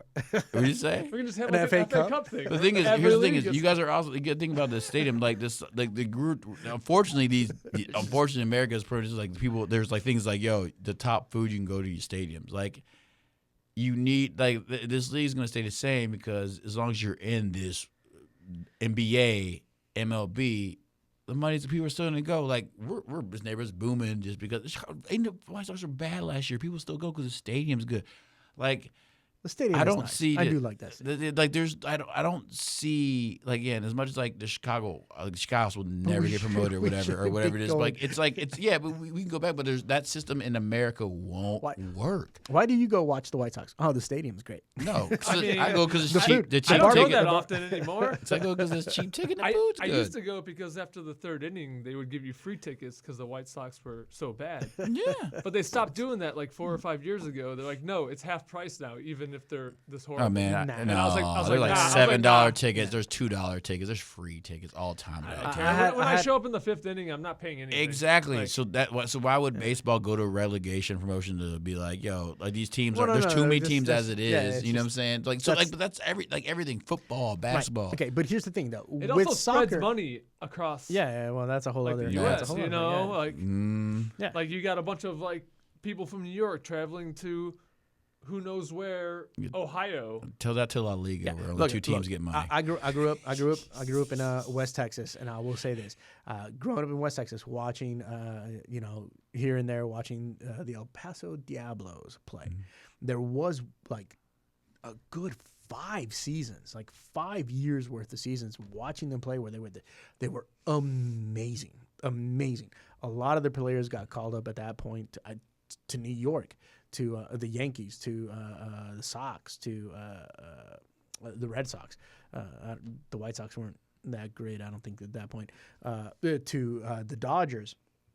And I remember that stadium, and this was one of the oldest stadiums at the time in the United States.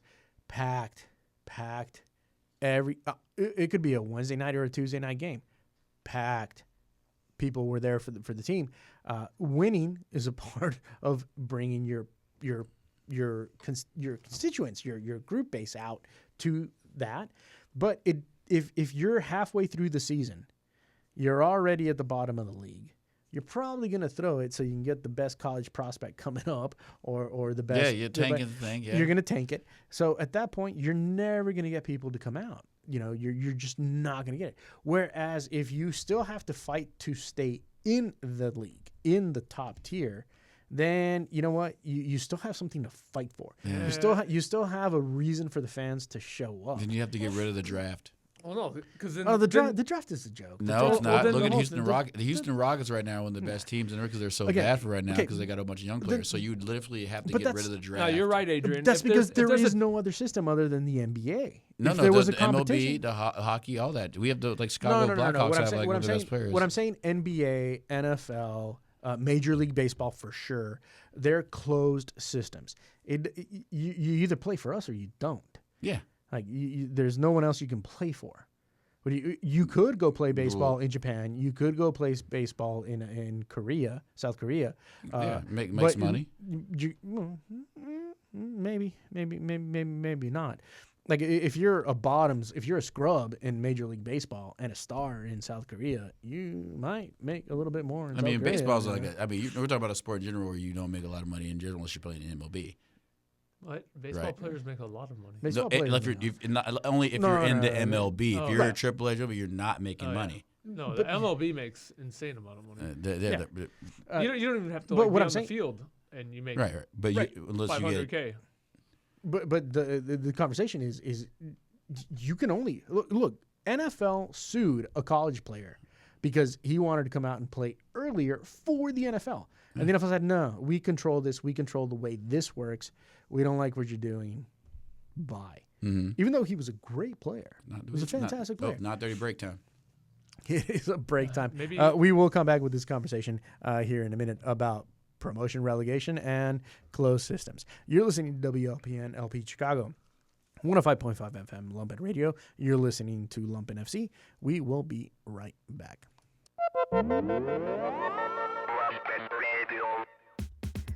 This is Sadie Woods, and I'm bringing you Gridlock Sound Lab, Rush Hour Radio featuring house, Afro-Latin rhythms, world beat, disco, funk, soul, electro, and indie dance music. Gridlock Sound Lab, first and third Fridays at 4, only on 105.5 FM Lumpen Radio.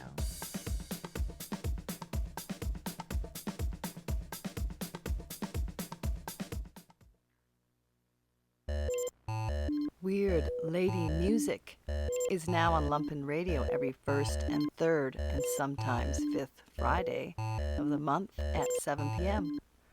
My name is Baltazar, and I will be your host playing weird music made by ladies and music made by weird ladies across genres, geographies, and generations. Join me, citizens.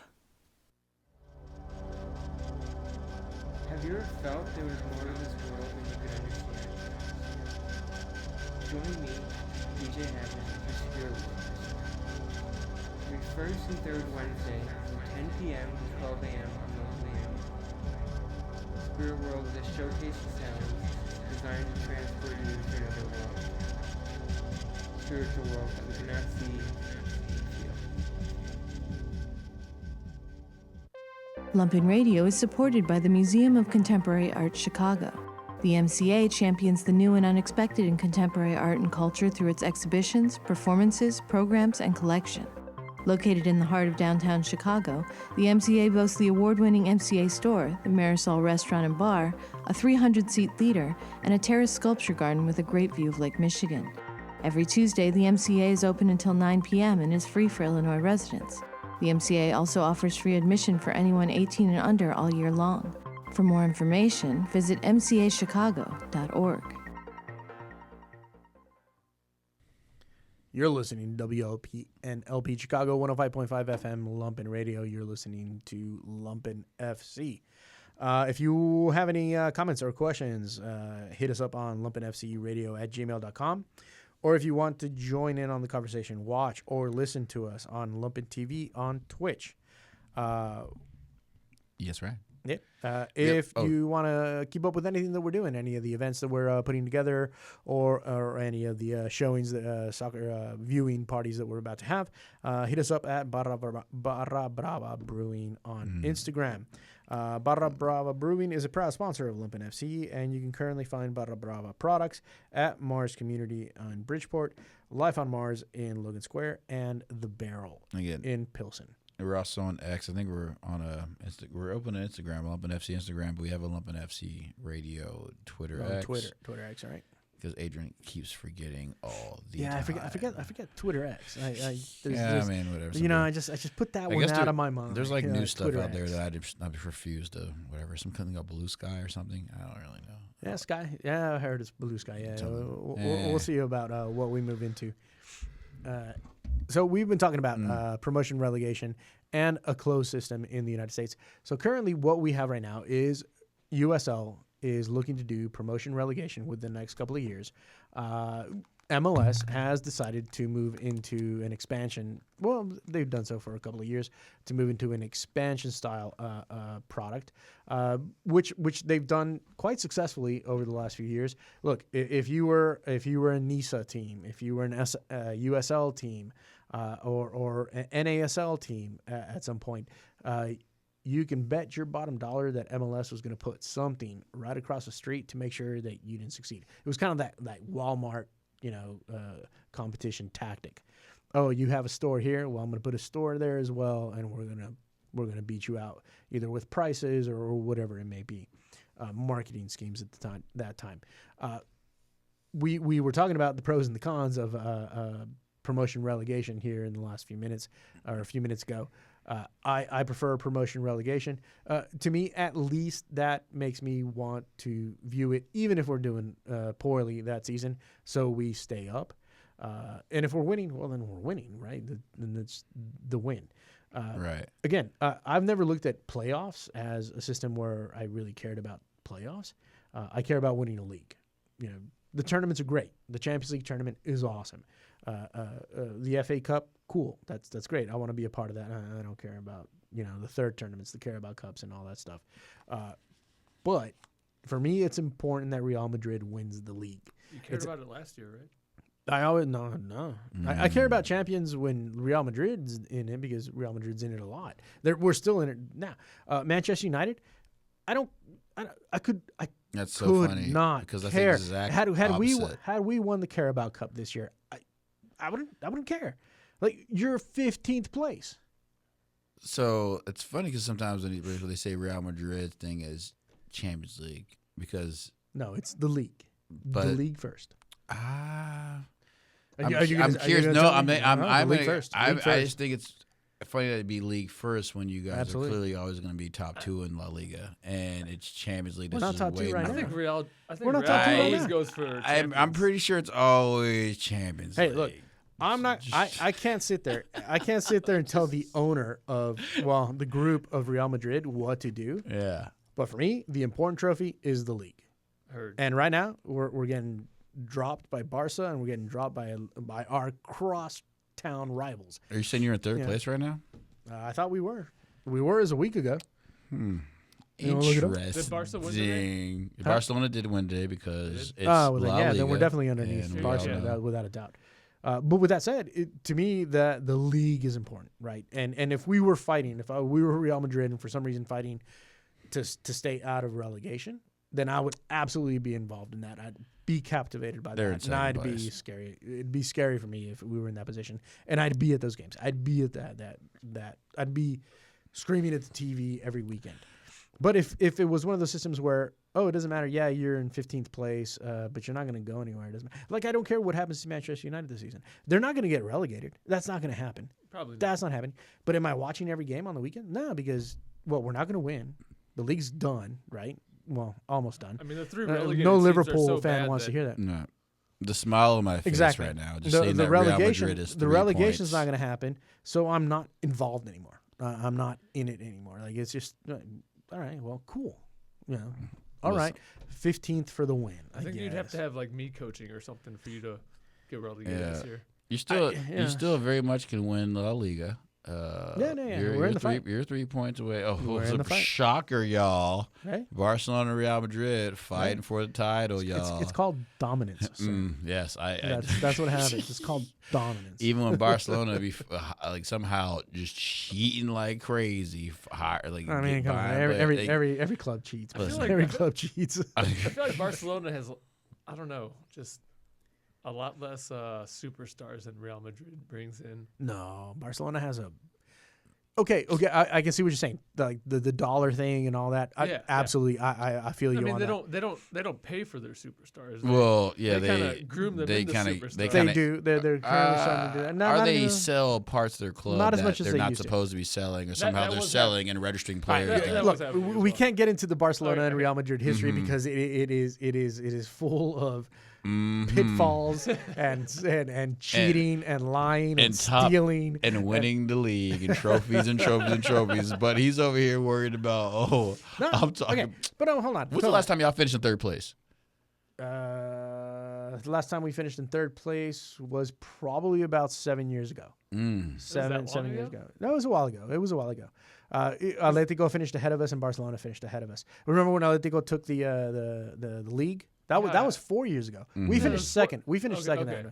Atletico to the league. Then Barca finished like fourth. And then Barca had a bad season. Yeah. Well, that was the whole thing where we don't know what the owner hid all their money and they were paying refs with checks that they kept copies of. Mm-hmm. Like it was a mess. That whole thing was a mess. And granted, they weren't paying the refs for reffing the game. They were paying them for giving consultations of how refs view the game.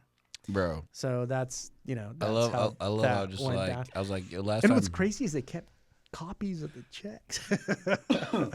I love like when you put Real Madrid in there. I'm like, when's the last time Real Madrid didn't finish in top two? It's like in 1947, 48, Madrid finished 11th. That is what you call dominance. Which it remains We as don't of lose. 2024 All right, the club's lowest speaking final of Real position. Madrid, are we moving into Champions League before we're over here? I don't know. Man. You want to go into Champions League right now? Or the- We can go to Champions League. We've covered the Pro Rel. I think we got I don't know what is next. The Pro Row, I think, is. No, we can go to Champions League. We're already done. Let's go into Champions League since we're moving on. We do only have 20 minutes, so we do have to move on. We'll have a show actually just based on Pro Rel here coming up soon. But We just did. Well, no, but I do want to joking. get. I really want to get in because see the thing is what's crazy is like for the most part that we have guests like Steve and Pete who have this perspective of, oh yeah, I watched the global game for years and years and years. I want to get in some fans who, oh no, I grew up with MLS. I watched MLS. That's all I watched. And those fans exist, and they may not see the whole picture. So it might be a different perspective in this. And I want to get that perspective. Like, oh, do you prefer a closed system? Do you like being a Cleveland Browns fan? Like, is that what you like? Like, yeah, bottom of the barrel. Cool. We're good with this. It's fine. It's fine. No competition needed. Cleveland Browns, they're the team with that awesome mustard, aren't they? Is it mustard? Did you just say mustard? Mustard. Like you can only get it from like Cleveland, and it's like it's called stadium mustard. And Oh, maybe I don't know. Cleveland Browns, like, No, I mean, I don't know. My ex roommate. I'm not a football was from fan, Cleveland, so- and he always brought it back from home, and I used it all, and he would get mad. It was I don't know. Great mustard. Stadium. Let's move on to Champions League. We got 20 minutes. Let's cover Champions League because it is getting kind of wild in Champions League. Yeah, Champions League. Ooh, now that Nate took Oh, the there you show, go. boy. There you go. This See, is the way it's going to go. I kept the White Sox thing. It was opening day here, and we won. But he got I didn't he even brought know we the were playing today. he brought the we live right around the park too. It's hilarious. All the honky horns, but look at him. Steve has the nice neon on. Oh, I brought the soccer jersey. Got the neon. Oh, because soccer's back in full trading. Yeah, absolutely. We are going into, what is it, the quarterfinals. Is it leg 1 of 2, right? Yeah. All right. So let's just get to it, right? Let's just get to it. We got Arsenal, which is these two fans right here, versus Real Madrid, which is me, myself, and I. The women just won yesterday. Let's go. Yesterday, the women, wow, what a comeback by the Arsenal women. That is props, mad props to that. That was a great showing by Arsenal, the female squad. But on Tuesday, April 8th, we got Arsenal versus Real Madrid. Now, here is my thing. Okay. Do I care about the trophy? Sure. Do I care about it as much as the league? No. I am scared about this game, especially if the news of today, Saka doing full practices, is true. I don't know. I wasn't able to find anything on that. If that is true, There's only then that pictures. Yeah, it's only pictures. Only I think pictures. he won't be. He won't be there for the first game. They just He they like to put out bits and pieces. Yeah.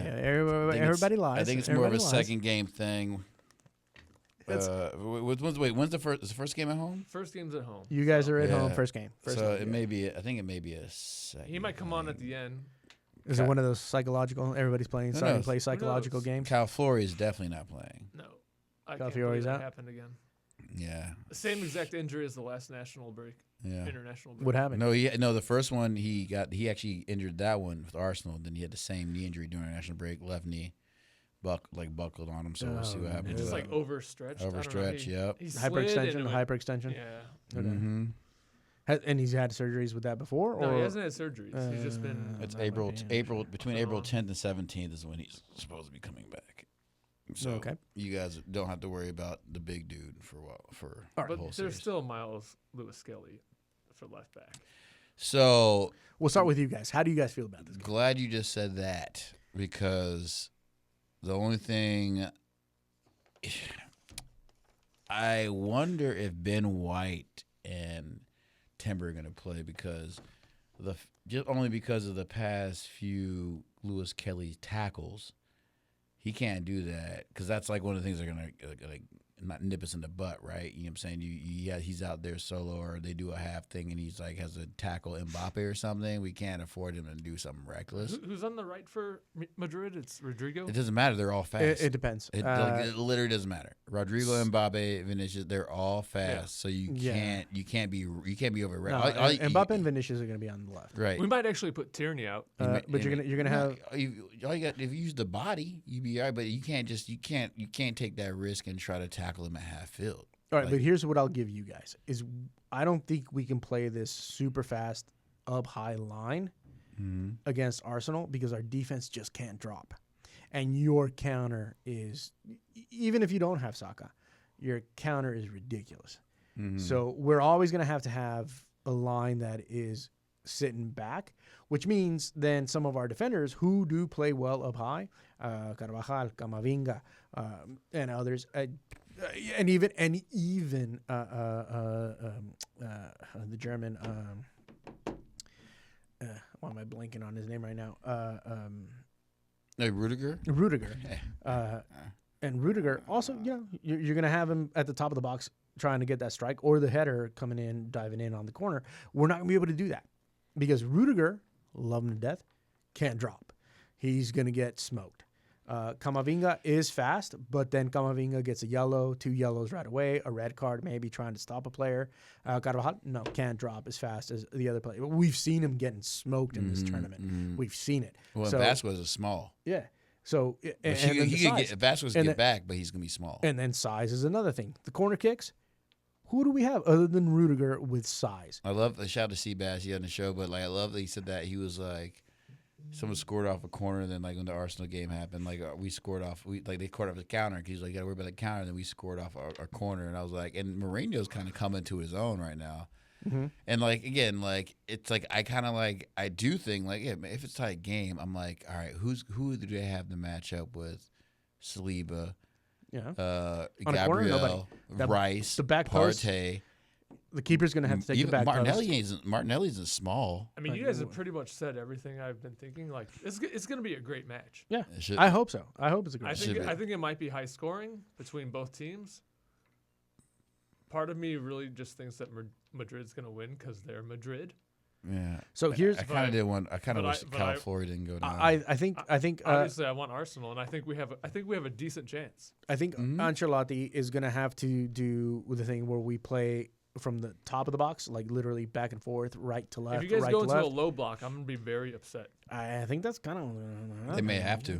We might have to. I'm gonna lose my mind next. I don't. Or 2 weeks. Do you have what's your injury situation? Do you have any injuries? Other than the players that are out for the season. So there was the issue with. You just have to play this weekend too. Who? You just have to play this weekend. We have to play this weekend. Yeah. So we still have a little build up. There's nothing. I mean, other than the back line that's gone, and they're gone for the season. Nobody's coming back.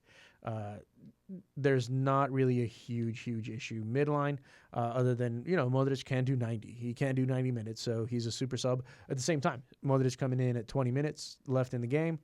Scary situation because Modric has been showing I prefer to be him to start and come out in 60 not minutes. happening. No, not happening. Not gonna happen. We need him in those last 20 minutes. That is literally the thing I'm like thinking of center steal. I'm like, man, like you said, like Modric.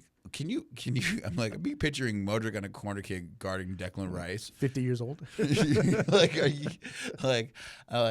like, hey man, let's just get 5 corners, 5 goals, and then we can just park the bus. Like, you know what I'm saying? Like, I just feel like I don't know. I feel like which is frightening because our defense does give up a lot of corners now. I have this, and I hate to say it, and I just kind of like where Arsenal is at in this point and going forward. And, like, without these injuries, man, that we've had this year, I don't see us being one of the top 5, if not the best team in the world. Like, that's just straight up. Like we already beat City. I mean, we should have beat Liverpool. That ghost call they got in, who's about to win the league. With losing our forwards, of all the adversity we've had, we've still been not signing forwards, still scoring goals. You know what I'm saying? There's no we were at PSG. We blasted PSG when our team. Though. Yeah, they were. But we're also just a different beast, man. How many teams come to Carvajal is out. But we're not a different beast every single game. Yeah, that's true. But I still think we're still when teams play us, like when we play, like we are the ones. Especially when teams don't go into a low block or a mid block and they come out Which out to play. Every team does. If a team comes out to play against us, they lose. Well, but that's what makes Arsenal games boring. And that's why I'm hoping Real Madrid comes out to play. I mean, we'll see. That's what Liverpool does. That's why Liverpool Arsenal games are great. I can tell you this. I know. For the first, as is tradition with Ancelotti teams, the first 15, 20 minutes are going to be very, very fast paced, without a doubt. I just don't think that we're going to bring the defensive line up as high as we normally do, simply because they need. It would be a bad idea. What is this thing talking about? Rudiger, Mbappe, and someone could potentially be suspended over something that happened after the Atletico Madrid fight. So it came out grab their jubilees. Yeah. They made a motion. Yeah, they made a motion. I just saw that. That came out today, before I went to Mars or something like that. I haven't seen that. It was on Sky Sports. I think that's also another thing where, the games, we're playing not only the games on the field. Yeah, it's a derby. But the games, the games that are being played, outside of the field. A lot of these clubs have reporters in their pockets. A lot, it's the game. If they get in trouble for that, and any of them, for something like that, I'm expect a fine. Are not part of the game. That would be very upsetting to me. It's like Arsenal red card. It would be. Nah. You know what? They would take 10 points off Everton. Oh my goodness! 10 points off Everton. You are the fall guy for everything. Oh, City, you did bad. Everton, you're gonna get Real Madrid. Everton. Who deserves a reward? It's so sad. They deserve a it's reward. So sad for don't Everton they? that happens. They deserve something, man. Here's the thing, though: is if they get hit with everybody's deserve, points, then they still stay. They need the Iron Man trophy or something. You know what I'm saying? Because for not just going down 2 seasons in a row. How are they you got to give it to Everton. You got to give it to Everton. You got to give it to them, man. That's what I'm saying. You have to be if I'm an Everton fan, I'm laughing at y'all, especially if you're getting relegated.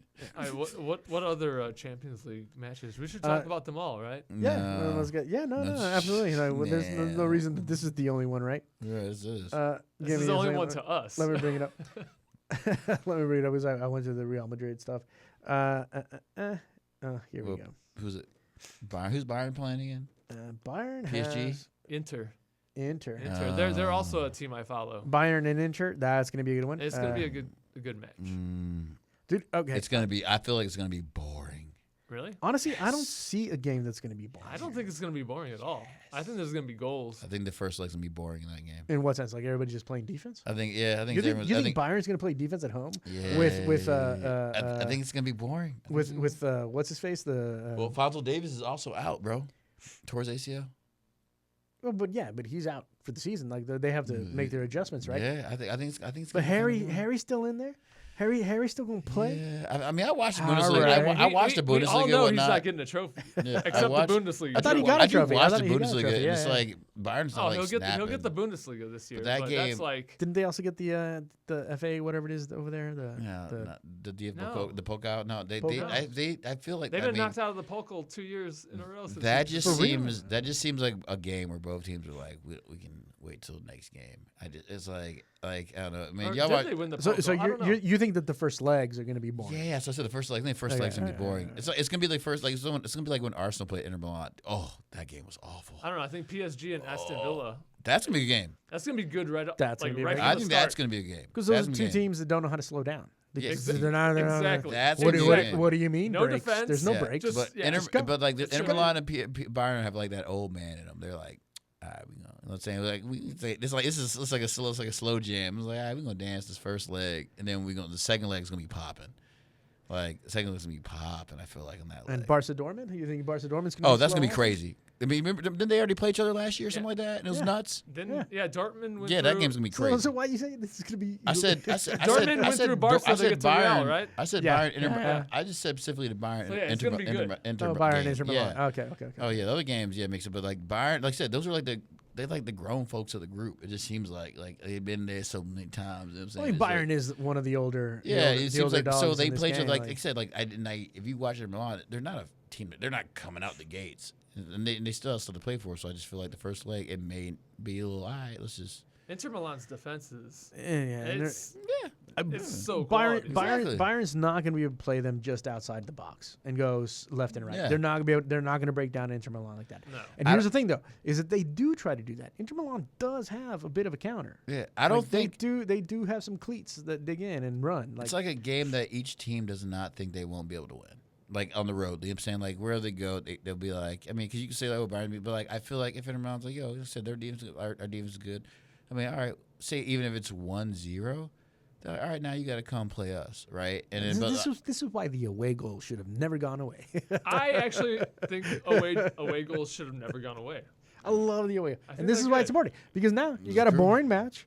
Then no, we'll play it later. At the same time, I mean, Inter wants to take it home. Yeah, well, I'll play this at home. But like, because we're saying that because like all the games, like the whole shake of the league was every game was important. So like you didn't have games during that league because you wanted to make sure you're in top 8. And like I'm saying when Arsenal played Inter Milan, that game was like that was probably the most boring game of the season. It was but you're gonna have 1-0, right? I thought it was. You're gonna have, they scored in a freak at the end. Yeah. It was like there's gonna be games where you just match up and everyone's exactly. tired. That's why I see like that's a hurt. game that everyone matches. It was up. the same It's when gonna we played Atalanta too. Oh yeah. Okay, but we're still looking at Barcelona Dortmund being that's a fast-paced game. I don't see you have children on both sides that are ready to run. Just let them run. Just play. Just play. And you're not going to sit there and be like, oh, I'm going to hold the 17, 16, 15, and 18-year-olds to structure for 90 minutes in a Champions League quarterfinal.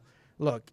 Nah, it's going to be a great. Yeah, great also all these things that happen, like if someone were to get injured on any of these teams, like we already would be like, well, say, that's you know what I'm saying? That's another thing because the game's still like again, if my man from PSG gets hurt. Well, I could as a Real Madrid fan. My man from Napoli that just went over there, the Georgian dude. Went to where? The PSG. Oh, I can't pronounce his name, but like say like him or like a Barcola goes down or Dembele or like, but then if like Mbappe goes down or if we lose another player, like all this before. If we lose a defensive mid, we're done. The season's done. Exactly. Like, we're not going to catch up to Barcelona. I'll be here 2 weeks. I'll be here 2 weeks. Like game, red, yellow, white flag. We still have a Clásico to worry about at the end of the season, and hopefully have some healthy players. That could be the game. It's going to be a decisive game. It could decide. Yeah. I need my players there. I don't need them getting hurt in this tournament. I don't need Rudiger going down in this tournament. And you guys are still. I don't need that. And guess what? Y'all still have Copa del Rey. And Copa del Rey. So yeah, like I get it. Champions League is important, but how old is Rudiger? He's up there. He's MLS bound. He's MLS bound. I think he's. I thought he was he's pushing 30. Oh, and I would take Rudiger here. 30, Yo, I'll take Rudiger here. I thought he was like 29 or something. I think he's. Well, I thought he was over 30 Rudiger's at this a dog, point. bro. He's great. Rudiger's a I will take Rudiger right now at Chicago Fire. Absolutely. I think every shore team up that in the defense. world would take him. Shore up that defense with the offense that we have right now. Oh yeah. That'd be that. I don't think he'll ever come to the Fire. Oh, he's 32. Don't pop my dreams. He's 32. We got 2 minutes left. We didn't even talk about the Fire. No, we didn't even talk about the Fire, but we will get to. We don't even have 2 minutes because we just started closing out because I think they're coming in for the next show. Oh, man. So with that said, we have too much to cover, and we'll probably try to cover it. Steve, we will absolutely have you back. Thank you for joining us. I just want to say one thing about the Fire. Go ahead. I've watched every match this year so far for the first time. Yeah. Ever. Me too. And we're not going to have Chris Brady very long. No, that guy is on his way to Europe. Yeah, and Guti maybe. Guti might ever desi also. No, Guti's gonna be. We can't because we're not gonna be that good. We're not gonna have either of them. Yeah, Guti. He was about to leave. He almost left. Enjoy them while you can. No, he almost. Well, we might not even keep Berhalter. Well, the funny thing is, he almost went to General, but good thing he didn't go back to that league because he went backwards. So and now he's at. Now we went to that. We'll talk about it later. Yeah, I went to the facility. facility. Thanks so much for joining us, Steve. We're not done yet. You're listening to WLPN LP Chicago 105.5 FM Lumpen Radio. You're listening to Lumpen FC. I know I did all the stuff about the emails and so forth, so just go back in the show, rewind it a little bit, and cover that again. We do have to go because I think another show is about to enter in. Thank you so much for listening to us. Y'all have a good night, and Go Sox. Go Sox. What's Go up? Go Sox. Sox. Good night. That's hilarious.